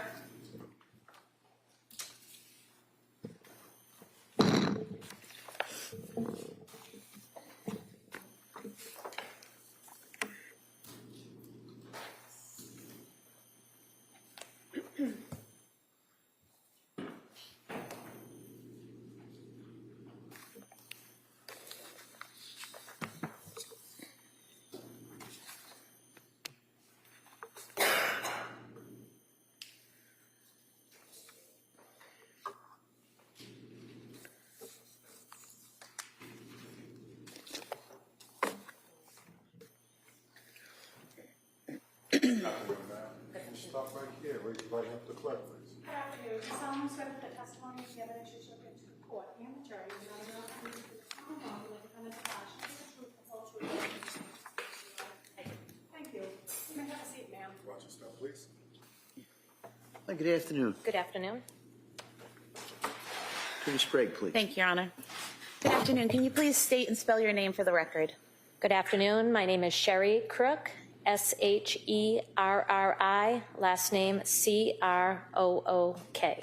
What do you do for work? I'm a supervisor in the crime scene response unit at the Massachusetts State Police Crime Laboratory in Lakeville. And how long have you held that position at the lab? I've been a supervisor in that unit approximately 18 years, and I've worked at the lab for 26 years. Can you describe for us your educational background, please? I have a Bachelor's of Science in Biology from UMass Dartmouth and a Master's of Science in Criminal Justice from Westfield State College. And if you could just describe for us the nature of your work and your duties at the lab. So my main job is a supervisor in the crime scene response unit. As a supervisor, I am a liaison for the state when crime scenes occur and a forensic scientist is needed. So I answer calls, figure out what type of services are needed. I then get forensic scientists to respond to areas. I oversee generally the southern region, which would be Plymouth County, Cape and Islands, Norfolk, Bristol County, but I do take calls for the entire state. I oversee the forensic scientists that respond to my area. I technically review reports. I also am involved in the criminalistics unit where I test and examine physical evidence for the presence of biological fluids. This would be blood, semen, and saliva, and trace materials, hairs, fibers, gunshot residues.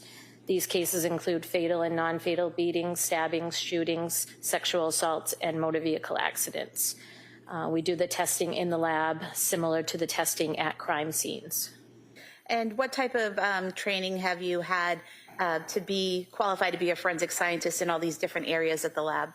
So when I first began, I've always worked in the criminalistics unit. I went through a training process where I first observed trained chemists in the analysis of evidence. I then performed this analysis under the strict supervision of my supervisor.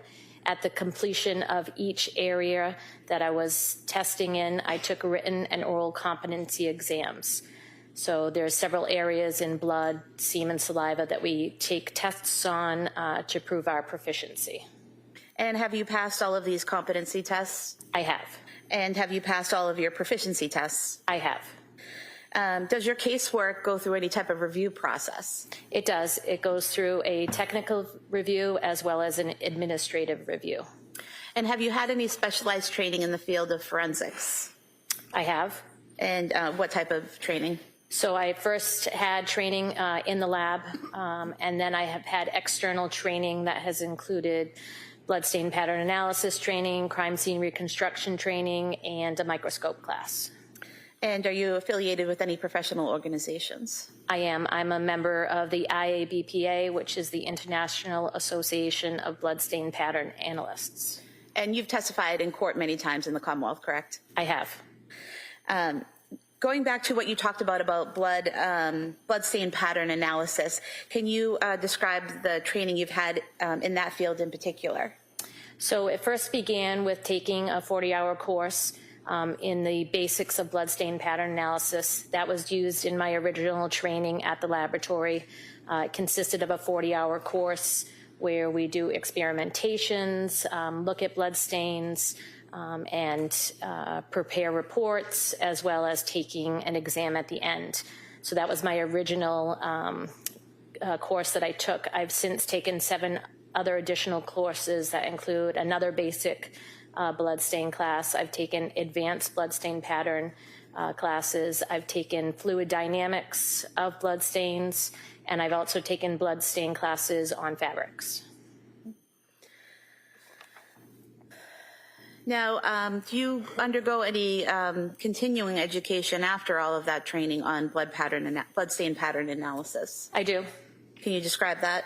So we continually get training every year. We have to do at least 8 hours, which could be training from readings, attending a course, attending workshops that we have through the IABPA, some sort of educational trainings. And is bloodstain pattern analysis, that discipline, is it accredited? It is. How so? It was accredited through our lab during our accreditation in 2008. It became accredited for the Mass State Police Lab. And is it still currently accredited? It is. And do you have to take proficiency tests specifically in bloodstain pattern analysis? I do. How often? Take a yearly test from an outside vendor agency. And have you passed all of those tests? I have. And have you testified in courts in the Commonwealth about bloodstain pattern analysis? I have. And how many times have you done that? I've testified as an expert more than 10 times in Plymouth County, Bristol County, Norfolk County, and Cape and Islands. What is a bloodstain? A bloodstain is a deposit of blood on a surface. And what would be a bloodstain pattern? A bloodstain pattern is stains on the surface by which we look at it and identify how it was created. So could you describe for us what bloodstain pattern analysis is? So bloodstain pattern analysis is the examination of bloodstains and bloodstain patterns by which that they are deposited on a surface. We can give information about how the blood was deposited as well as how the incident occurred to deposit those bloodstains. And are there different bloodstains and bloodstain patterns, and are there terms ascribed to those that tell you what kind of patterns they are or what kind of bloodstains they are? There are. And what are some of the features and characteristics that you look at when you're performing your analysis to determine the type of stain or pattern? So we look at specifically the size, shape, and the distribution of those stains. With looking at that information, we can tell you the how, what, when, where, and how things were created by looking at those stains. That information, the size, shape, and distribution will answer some of those questions. Can you tell the direction of a bloodstain pattern? You sometimes can, yes. And how do you go about doing that, and why is that important? So in some stains, there is an identifying feature that we look for. It's called a tail. So when blood flies through the air and lands on a surface, it usually will land in an oval shape, an elliptical shape that may cause it to have a tail. The tail is an extension of that elliptical shape. We use that to identify the direction that the blood is traveling. So the tail will point in the direction that the blood was flying when it landed on a surface. So we can tell by that tail where that stain may have originated from. And are there different categories of stains? There are. And what would those be? We describe them as passive stains, transfer stains, and dynamic stains. And could you define what those are? Sure. So passive stains are stains where only the force of gravity is acting upon that stain. Some of the examples would be a drip stain, a flow, or a blood pool. We have transfer stains, which are stains that are created when a bloody object or body comes into contact with another surface, transferring that stain there. We have smears or wipes. And then for dynamic stains are where a outside force has been acted upon the blood, a forceful force that has projected the blood onto a surface, either by projecting it out or compression that projects the blood out. In that case, we have projected blood patterns, arterial spurts that term as dynamic stains. And in your analysis, you use the word target. Yes. And what does that mean in bloodstain pattern analysis? So the target is the surface that the bloodstain lands on. Could be a floor, a wall, anything that the bloodstain lands on. So for example, if I have a cut on my arm and blood drops to the floor as I'm just standing here, would that be a passive act and the target is the floor? So yes, it'd be a passive act because just gravity is reacting with that blood, pulling it to the ground, and the floor would be the target surface that it landed on. What is a drip stain? So with that example, if you have a blood source, say I have a cut on my finger, I hold my finger out, gravity acts on that blood, pulling it to the floor, that would be a drip stain, a single stain hitting the floor due to gravity. What would be a spatter stain? So a spatter stain is a stain where some sort of force is acted on it. So if you think about my finger again, and the blood is coming out, if I apply force to my finger, if I flick it, the blood is now flying in the air and landing on a surface, say a wall. It will land in an elliptical shape, and it will be considered a spatter stain. And are you familiar with the phrase cast-off pattern? I am. And what is that? So a cast-off pattern is a collection of stains, usually elliptical or circular in shape. It's created when blood flies off of an object. So if you think of my finger again and the blood is coming out, if I take my finger and I swing it up over my head, the blood is going to release as it goes along, creating elliptical stains, circular stains, and more elliptical stains. The cast-off pattern is created in a linear form, so in a line of those stains. And what is a transfer stain? So a transfer stain is when a bloody object comes into contact with a surface. So you think of my hand, and I put it on the top here, and blood is left behind. I lift it up. That's a transfer stain of blood. And what is a wipe?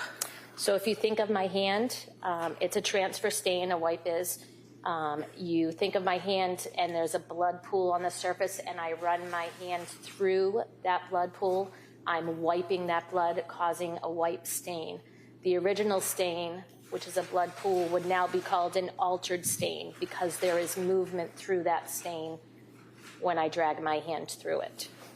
Is a swipe different than a wipe? It is. What is a swipe? So a swipe is a transfer of blood, but say I've made that wipe stain and I lift my hand up and I have blood on the surface, I then go to a clean surface and wipe it on that, that would be considered a wipe stain. So a swipe stain, excuse me. So wipe is going through the blood, I lift it, swipe is taking that blood and applying it to a secondary surface. And what would be a smear? A smear is usually a combination of swipes and wipes. If there is a blood pool on the floor and you make lateral movements for it, say you had a socked foot or a cloth that you were wiping it with, using those lateral movements going back and forth would be considered a smear. And what is a pool? A pool of blood is a liquid portion of blood accumulated in one area. So if I'm, for example, standing here and again have a cut on my arm and blood is just dropping in that same area, is all the blood that gathers there considered a pool? The stain itself is not considered a pool. We use it to identify blood from a source. So if there is a body laying down and there is an injury and it's seeping out of the injury onto a surface, that would be considered a blood pool. What you have described as a different type of staining. What would that be? That would be considered a drip pattern, where you're dripping just due to gravity. The blood falls. It falls into another liquid source. In blood stains, it's usually blood into blood.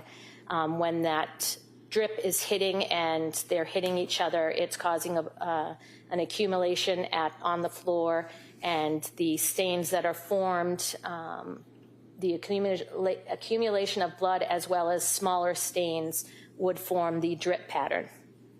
And sticking with that for a moment, if the blood is falling and the person is moving, does that create some type of trail or something along those lines?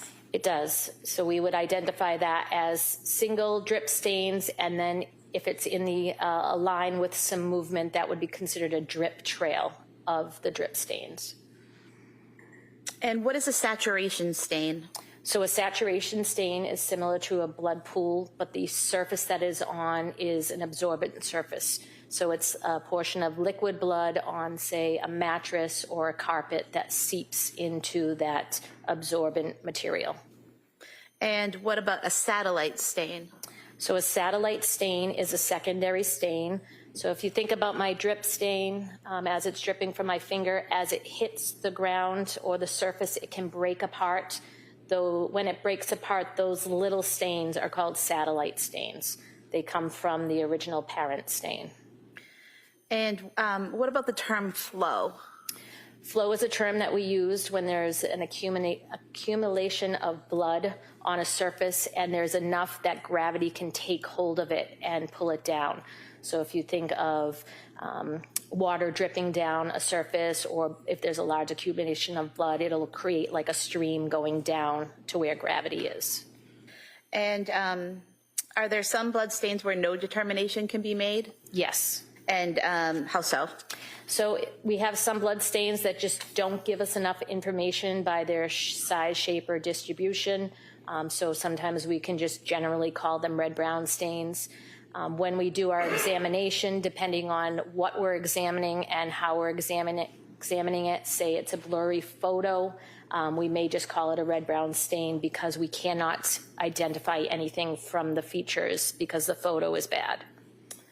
And how are blood stains typically documented at a crime scene?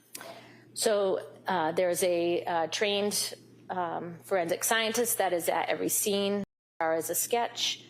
We also document them with ruler tape. We want to know how high up stains are from the floor, and we also use very small ruler tape with individual stains. That tape is used to show the size. It is then photoed by crime scene services. They'll do a far away shot so we can get the whole information in one shot. They will do a medium and then a close-up of stains so we can get the sizes of the stains. Those photos are used for documentation and reviewing when we do our exam. And do you do your interpretation and analysis at the scene or through photographs? So with those photographs, we do the examination back at the laboratory. I want to show you some things on the screen here. Are you familiar with this slide here? I am. And how are you familiar with it? So that is a slide that pictures of drip stains that I've used during my trainings to show how the stains were formed when it hits at a different angle. So depending on how it hits on an angle is how it will form. So the bottom stains, which are more circular, will fall at a 90-degree angle.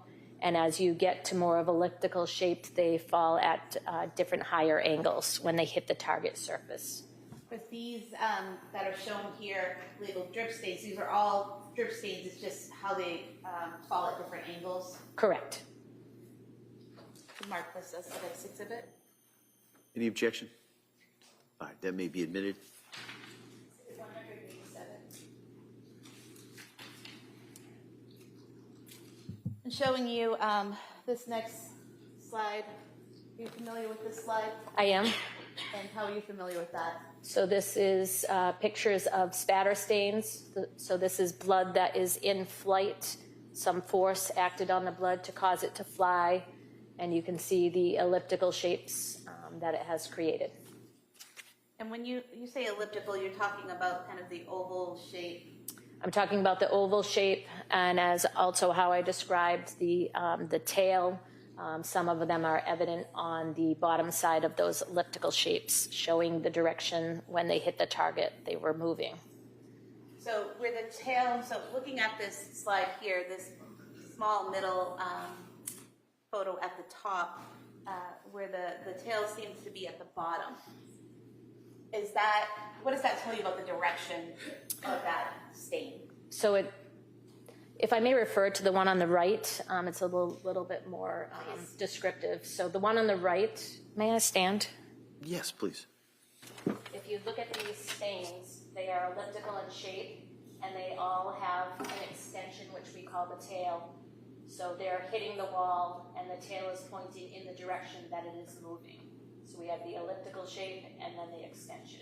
So they are going from a left to right in a downward direction.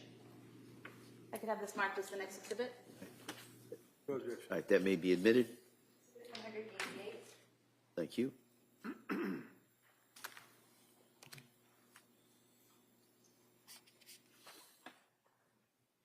Then showing you this next slide. Are you familiar with this? I am. And what are we seeing here? So this is an example of a projected pattern, which is one of those dynamic stains. On the left is an arterial spurt. So there was an artery cut, say it was in the arm. With the compression of that blood, it is projected out and it has landed on the wall in a curvy, linear fashion. And you said, did you say that's on the left? On the left, yes. And what about on the right? That is the blood when it hits the ground on the right. So on the left, it's hitting the wall, and then on the right, it's dripping down to the ground? Well, it's projecting out and hitting the ground. It's not dripping onto the ground. It's coming out of the blood source and hitting the ground. Okay, so would it be accurate to state that for a spraying type of flow of blood, say from an artery, that's on the left is what it would look like as it hits a wall, and on the right is what it looks like hitting the floor? Correct. We could have this marked as the next exhibit. Any objection? No. All right, that may be admitted. 189.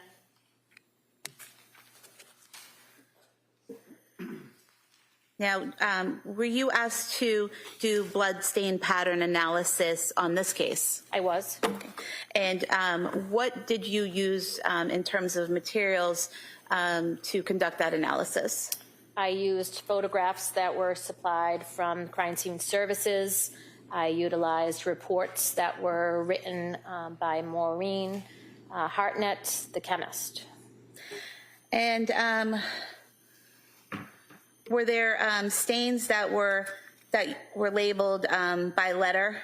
There were. Okay. Did you label them by those letters, or did you use the letters that were in the prior reports? I used the letters that they were labeled in the prior reports. And so to start with, did you look at what was labeled stain A on the floor of the basement at 47 Summer Street? I did. And showing you this page here, what are we looking at here?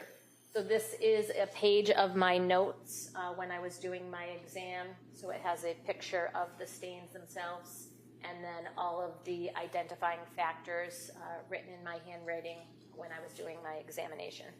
And when you did your examination on this item, what did you determine about the blood stain? So that is a red-brown stain on the carpet in the basement. It was deemed a saturation stain with transfer stain surrounding it. So you have the center stain that's darker red. That is the saturation stain. And then surrounding it there is lighter red-brown staining that was a transfer from that saturation stain across the carpet. And you're not able to say how that transfer happened, correct? I am not. But basically, looking here, this larger area in the middle of the bottom photo, that's the original saturation stain where it's soaked into the carpet? Yes. And then at some point, something touched this saturation stain and then touched to the side of it? If I may. You may, sure. So this is the saturation stain in the center, and then surrounding it is the lighter red-brown. That is the transfer as something moved across the actual saturation stain. And what about the mark to the left there? I think that's just another portion of the saturation stain. Okay. Move to submit this as the next exhibit. All right, that may be admitted. 190.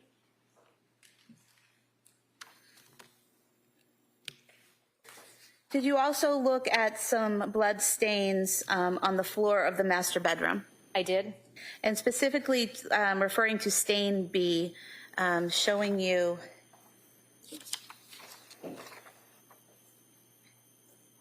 what's been marked SJC. SJC, are those your initials? They are. E12. These are also from your notes, is that correct? They are. And is this from the master bedroom floor between the mirror and the bed? It is. Okay. And what did you learn from your analysis of this item?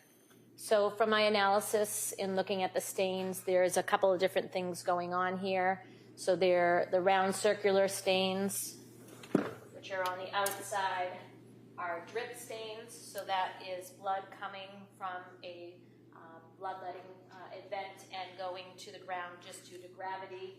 The stains that are overlapping are considered a drip pattern. So standing there for a period of time, the blood is dripping due to gravity into itself, causing the overlapping stains as well as the small stains that are all surrounding it. Over here on the right side, there is some movement through the some of the red-brown stains, causing them to have lateral determination, and so those would be smear stains. So So they're originally drip stains that were smeared through. And showing you E13 from your notes, is this a close-up of that same area? It is. And if you could just point out again for us in this lower photo what we're looking at here. So this is just a close-up of it, showing some of the drip stains that are singular by themselves, and then the drip pattern itself, so that is blood dripping into blood. And then the top one that's not in view will have a close-up of the smear stains. So movement through those blood stains. We should have E12 as the next exhibit and E13 as the following. All right, that may be admitted.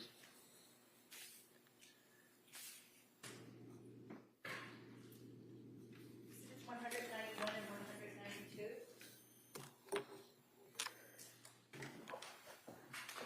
192. And just for clarification, showing you what's been previously marked as Exhibit 159. That's that same area for E12 and E13? It is. The staining on the ground is right in front of the mirror, and the bottom portion is the bed, so between the mirror and the bed.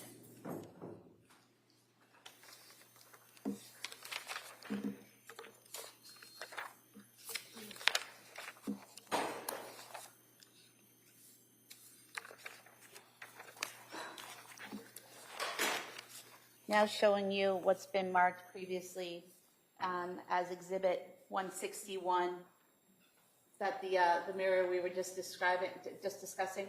Yes. And did you do an analysis on the blood stains on the mirror? I did. Showing you what's been marked as E14 in your report. I'm just going to zoom in here to the top photo. Now the stains have been marked there with a ruler, correct, as you described previously? Correct, yes. And then in the lower left, can you tell us what we're looking at here? So this is a close-up of the stains from the top picture with the ruler attached. And what, if anything, were you able to determine about these blood stains on the mirror? So the bloodstains themselves were elliptical in shape, so it did give me some information. There was a larger amount of blood, so you can see on the stains that it starts to go down the mirror. That's due to gravity, so we call that flow. Because they were elliptical in shape, there are two different categories that they could go into, which would be a drip stain that just landed at an angle, or actually a spatter stain, which is a blood in flight.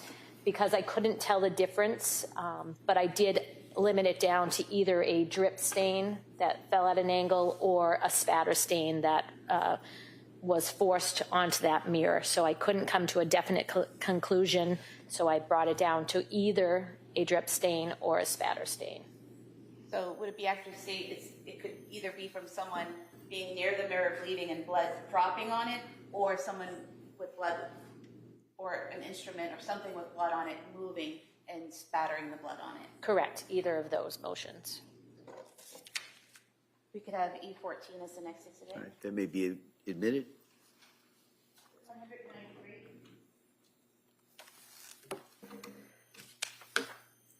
Showing you what's been previously marked as Exhibit 162.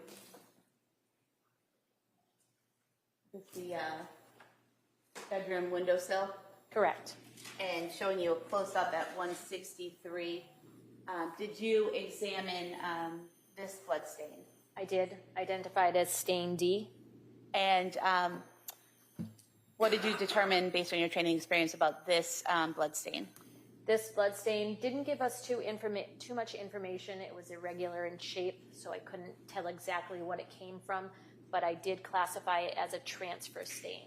So something bloody, having a red-brown stain, coming into contact with a non-bloody surface, leaving that stain there. So a transfer stain on the windowsill.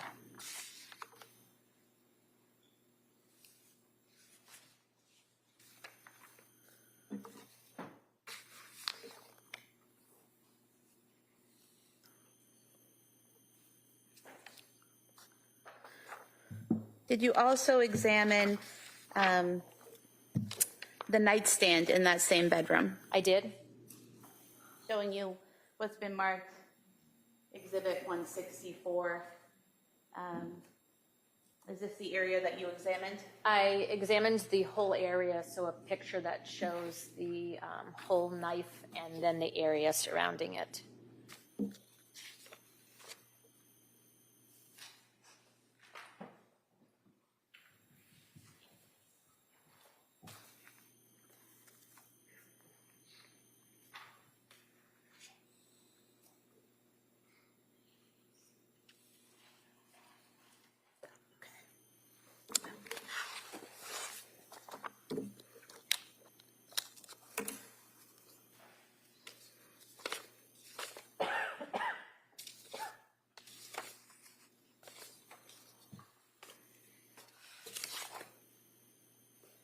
Showing you another photo. Is this the entire area that you examined? It is. And can you tell us what, if anything, you determined from examining the bloodstains on the nightstand? So I identified 2 different types of blood stains in that area. There's a point on the bottom portion here as well as the top. They are circular stains. Those would be drip stains, so blood coming from a bloody area due to gravity falling onto the nightstand causing the circular stains. So those would be drip stains. I also identified the linear blood stain up at the top, which is to the right of the knife. So that is a transfer stain from the knife itself. The bloody edge of the knife came in contact with the nightstand and left that stain there. Once that stain was left there, it has since been moved, whether someone knocked into the table or actually pushed the knife over, I can't tell you, but it was originally in the position where it left that linear stain. So drip stains and then a linear red-brown stain. And are you able to determine that that was the original position of the knife based on the fact that the line tracks the shape and size of the knife's edge? I wouldn't say that it's an original location, but it is a location that that knife was at for a period of time for that blood to transfer onto the table. Because you can't tell the order of when these blood stains happen, correct? At our lab, we don't necessarily do an order in our examination. There are some things we can tell you an order to, so I know at some point that it was on the table where that linear stain is and has since moved from there. But I can't tell you if that was the original location that it landed. We could have this photo marked as the next exhibit, please. It may be admitted. 194.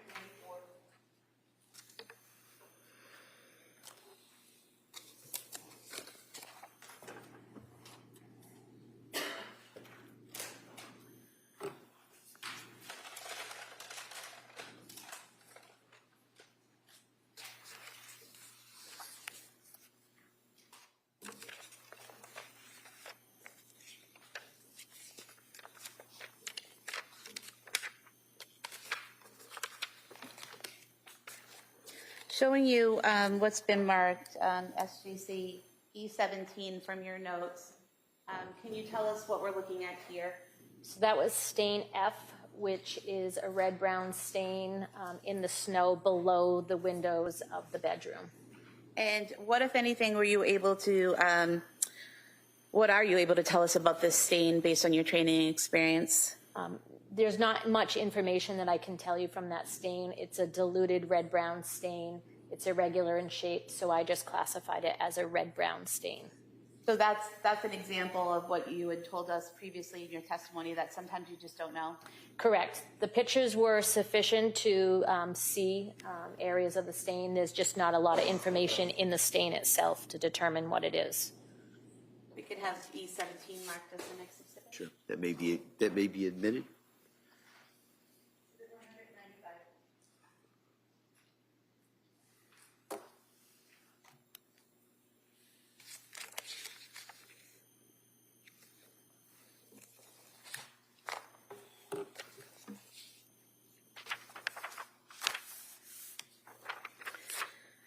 Did you also look at some stains on the floor of the master bedroom entrance? I did. Showing you a photograph here. Do you recognize what you see here? I do. And what is that? So those are red-brown stains at the doorway to the entrance of the bedroom. And at some point in time, we'll strike that. What, if anything, can you tell us about these blood stains? So the pictures that were taken were never taken with a ruler tape, but the pictures are good enough that it gave me information on how those stains were formed. So I was able to determine that those are drip stains on the floor. And just zooming in on those a little bit. Again, what we have here, similar to some of the other stains we call drip stains, that's that circular spot of blood.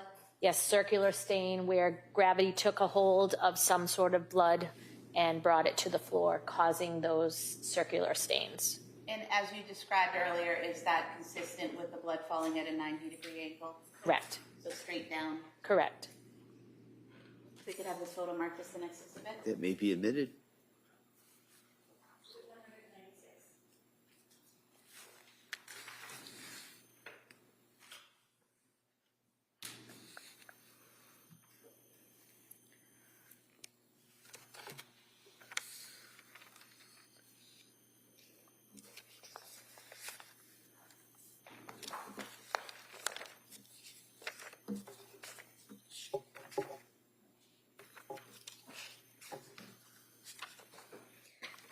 Excuse me. Did you also look at what's depicted here in Exhibit 46?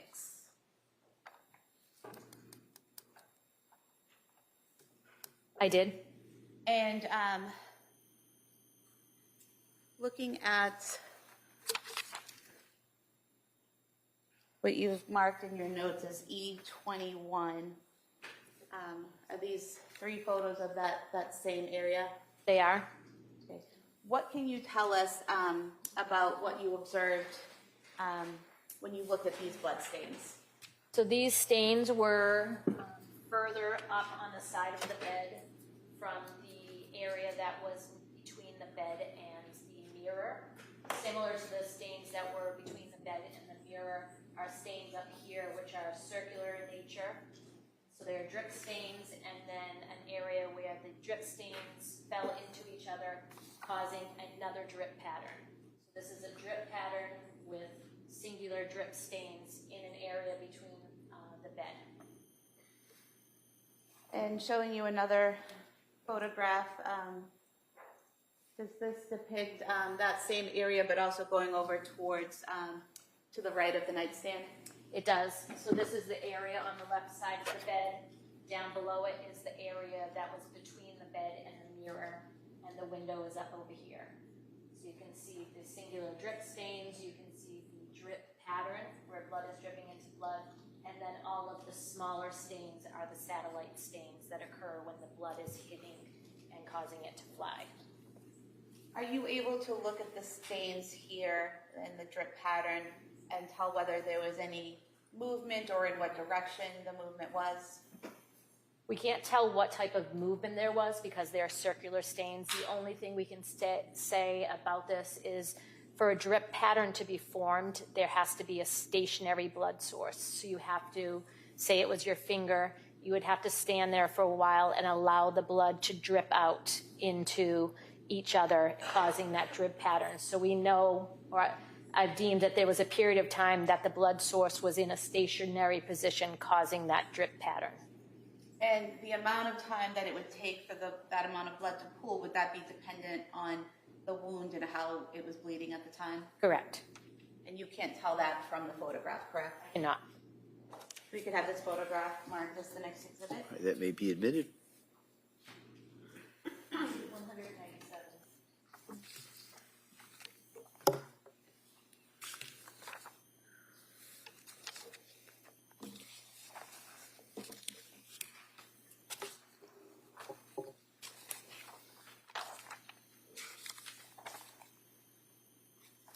Show you some photos of the exterior of the house. What's been marked as exhibit 106, It's been marked as Exhibit 105 and 108. Are these areas or photographs that you examined as part of your analysis? They are.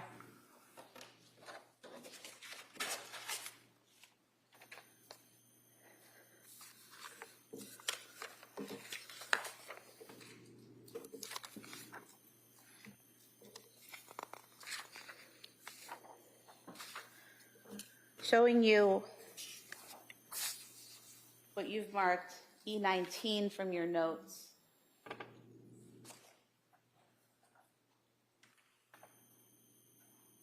What can you tell us about the patterns we're seeing here on the shingles on the exterior of the home? So these are photos of the red-brown stains on the shingles between the second and first floor window. A far away view up in the top left, and then closer pictures blown up to show the red-brown stains. There were two areas, and then there was some excess of blood. You can actually see it dripping down. I'm going to object to the concept of blood because we all know that that was never tested. It actually was tested. All right. Can I see over here?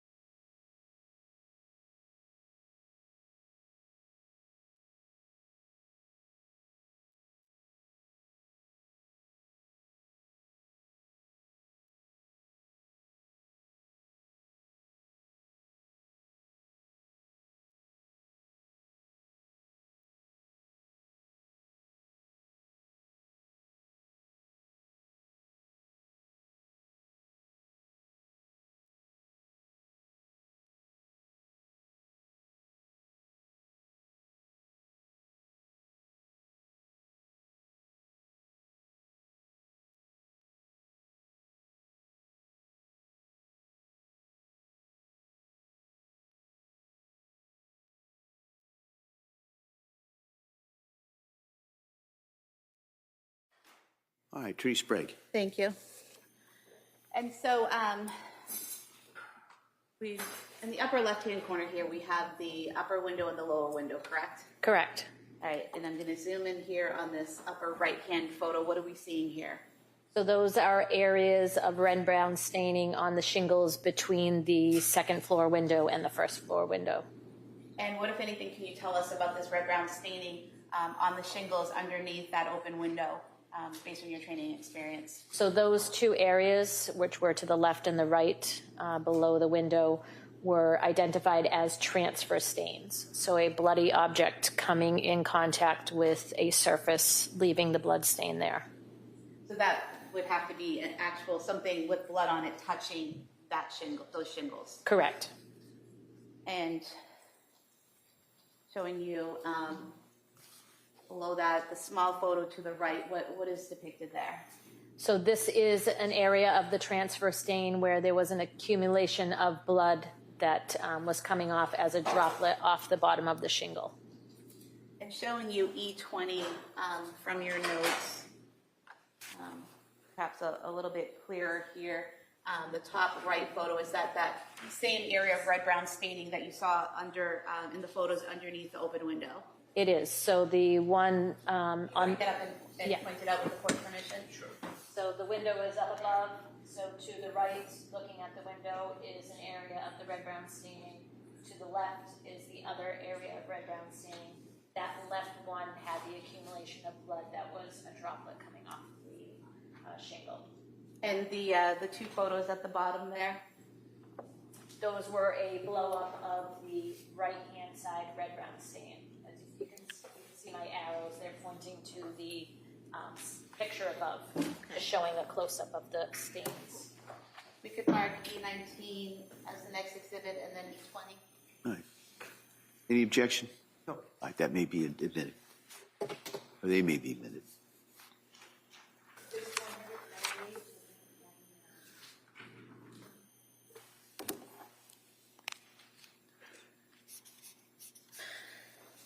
And then showing you what's been marked as exhibit 105. And zooming in here on the open window and the orange ball there at the bottom, the red-brown staining right above that. Did you examine photos of that? I did. And showing you your notes E18.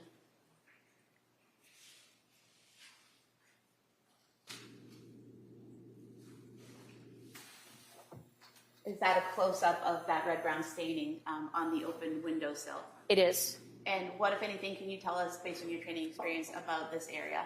So similar to the stain that was on the inside of the window on the windowsill, this stain on the outside didn't give me enough information to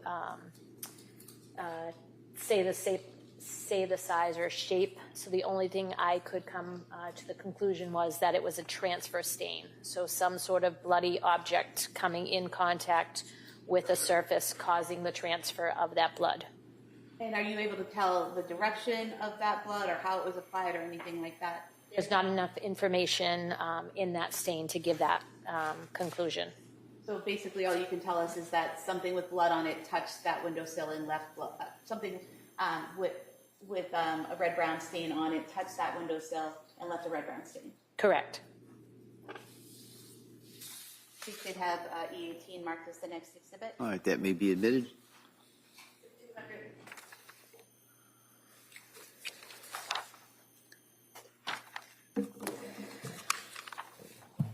And then showing you what's previously been marked as exhibit 108.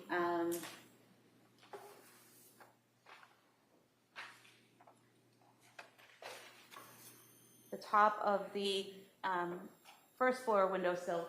Did you examine those red-brown stains? I did not.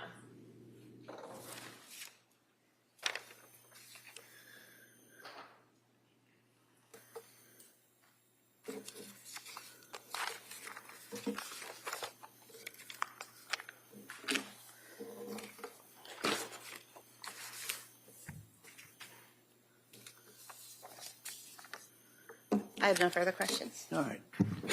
Mr. Reddington.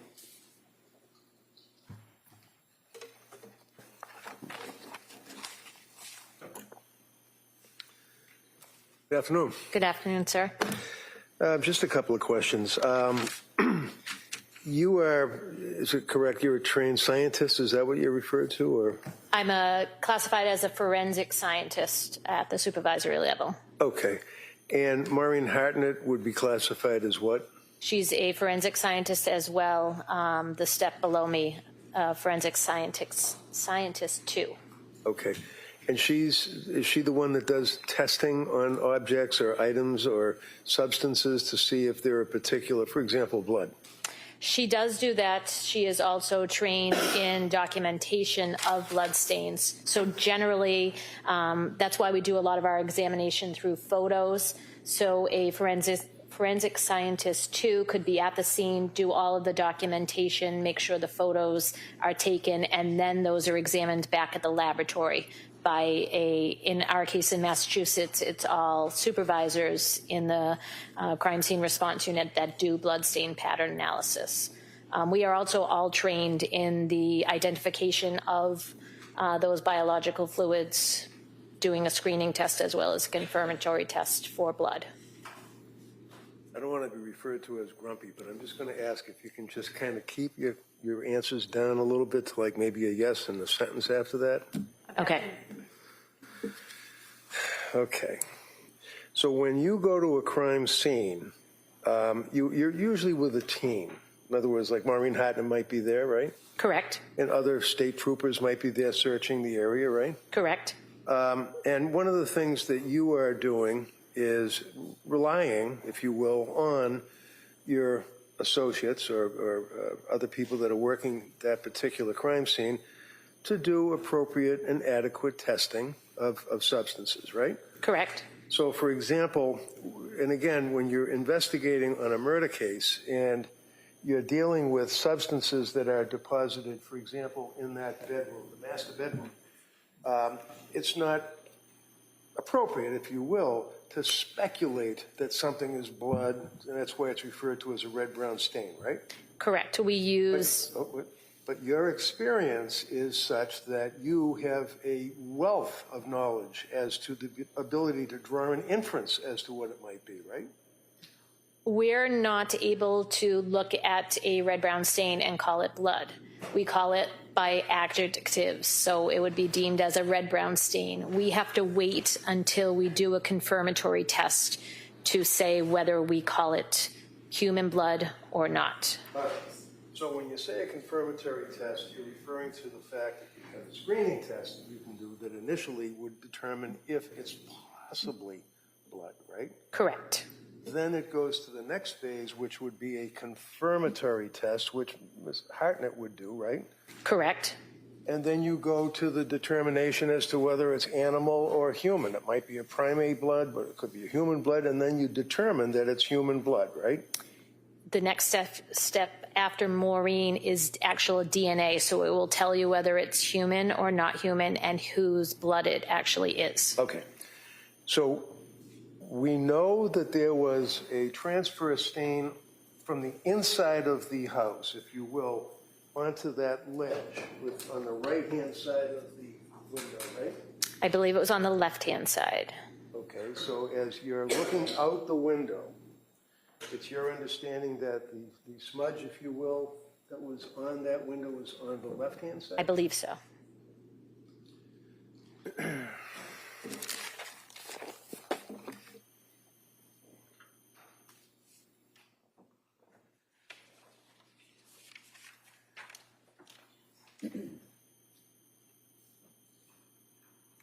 Looking at Exhibit 106, that shows this first floor window, right? Correct. And then farther up, it shows the second floor window, right? Correct. So if one was standing on the inside of the master bedroom and leaned on it with blood on their hand, or red substance, it would be on the right-hand side of that ledge on the window, right? Correct. The one on the outside was on the right-hand side. The one on the inside, I believe, was on the left-hand side. Now, you know that that was not tested, right? I don't know if it was tested. Right, you don't know what it is, right? I called it a red-brown stain. But the bottom line is, in your experience, looking at that bedroom with all of what you determined in the investigation to be blood, the inference that you would draw is that that's blood from somebody's hand, right? Correct, and that is what is stated in my report. We infer that it is blood that we are examining. Okay, so it shows in Exhibit 105 the same window with a little hornet ball or that substance that was injected, like insulation is what I think you described it, that also has red-brown substance on it, correct? I don't know from that picture. I only looked at the stain that was on the windowsill. All right. Did you look at all that object? 'Cause, I did not, just okay. Would you agree that underneath that window would be the two equidistant, if you will, red-brown stains on the shingles, right? correct. And that would be an object or something that has blood, or we don't know if it's blood, but red-brown stain on hands or something that was a transfer onto that side of the house, right? Correct.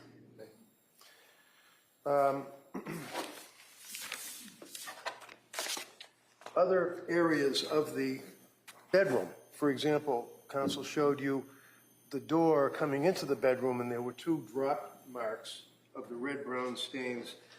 You know, those were never even tested. I'm just saying, this is a murder case. It was never tested, right? But you're assuming fairly that that would be blood, right? I don't know whether they were tested, but I deemed those that they were blood in my examination. And blood on the doorknob itself, too, so that from the inside of the bedroom going up, right? The windowsill? No, the doorknob. I don't know of any red-brown stains on the doorknob. Okay. Now the knife, photograph of the knife, and I know people can recall that, that has that linear stain that you referred to that you were able to observe, correct? Correct. And looking at Exhibit 162, that would show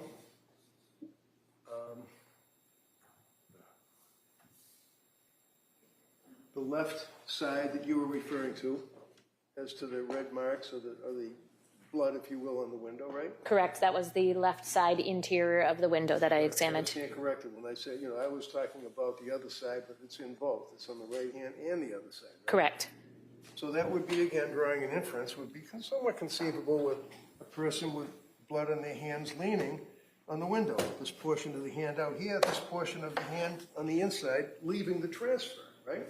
A hand or some sort of bloody object, yes. Right. And the knife also has the transfer that you can see.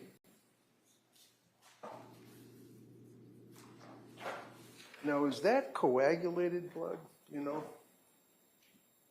In which area? With a knife. I mean, you see that linear line? It almost looks like the knife was put down with blood on it, and then it coagulated, or it got sticky, I guess, and then it was moved again. Is that So I wouldn't call it coagulation. So if you're referring to these yes, areas right the linear there, line, yeah. those were red-brown circular stains that were actually on top of the linear. I could not determine what they came from, so I did not give them any sort of bloodstain pattern terminology. But they were on top of the linear line. All right, and you would agree with me that one of the inferences that would possibly be drawn is that something banged into it or moved it, one or the other. Yes, correct, to get that original linear line and then for the knife to be in a different position. Now, the photograph in Exhibit 45 is the mirror. Correct. And then you were referring to the drip marks on the mirror, right? I'm having trouble here again, but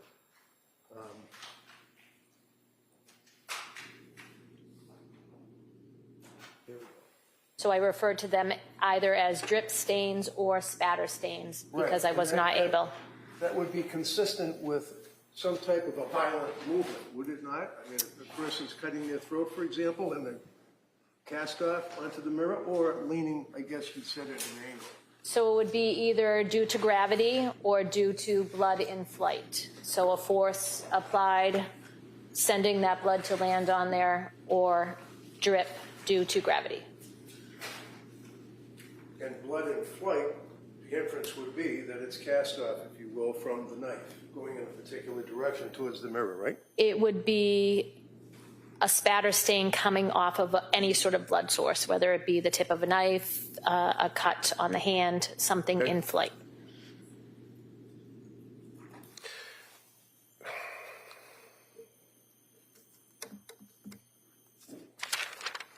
Go ahead, Your Honor, thank you. Redirect. Thank you.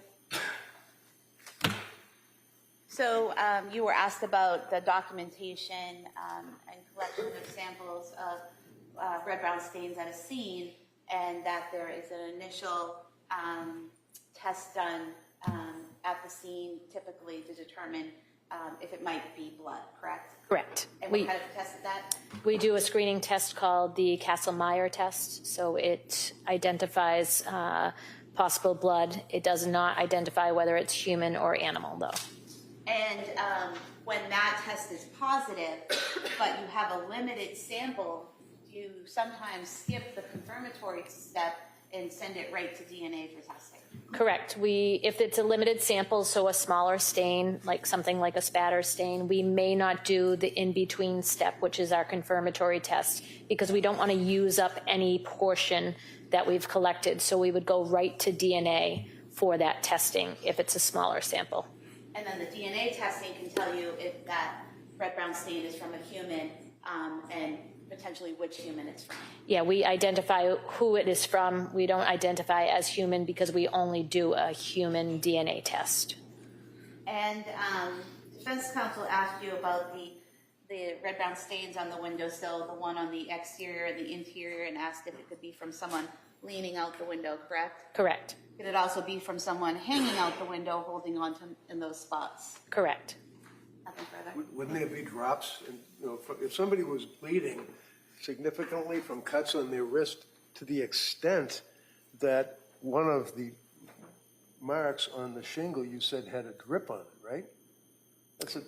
So depending on the amount of blood where that contact is coming into place is what is deposited.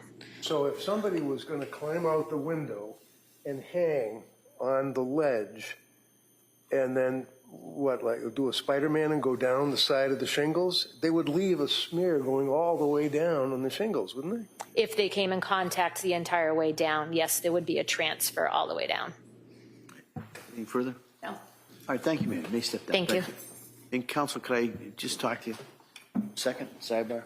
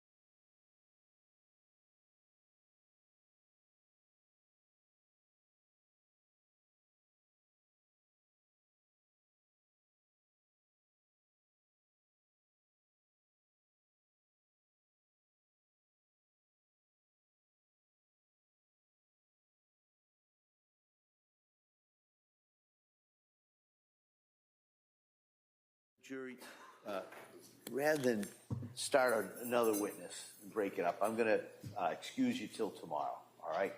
I don't think we'd finish with this next witness anyway. So I'm going to excuse you.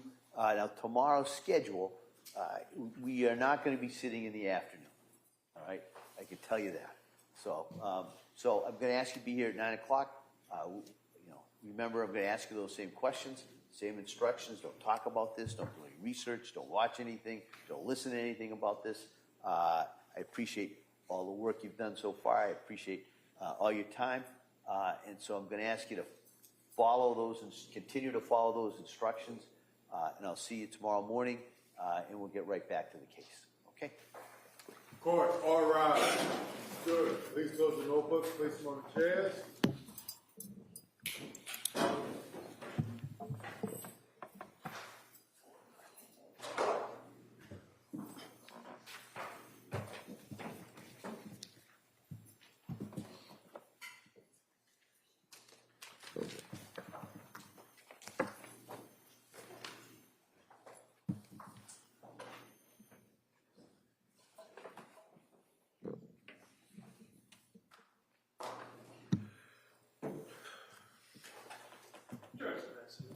All right. So anything we need to address at this point?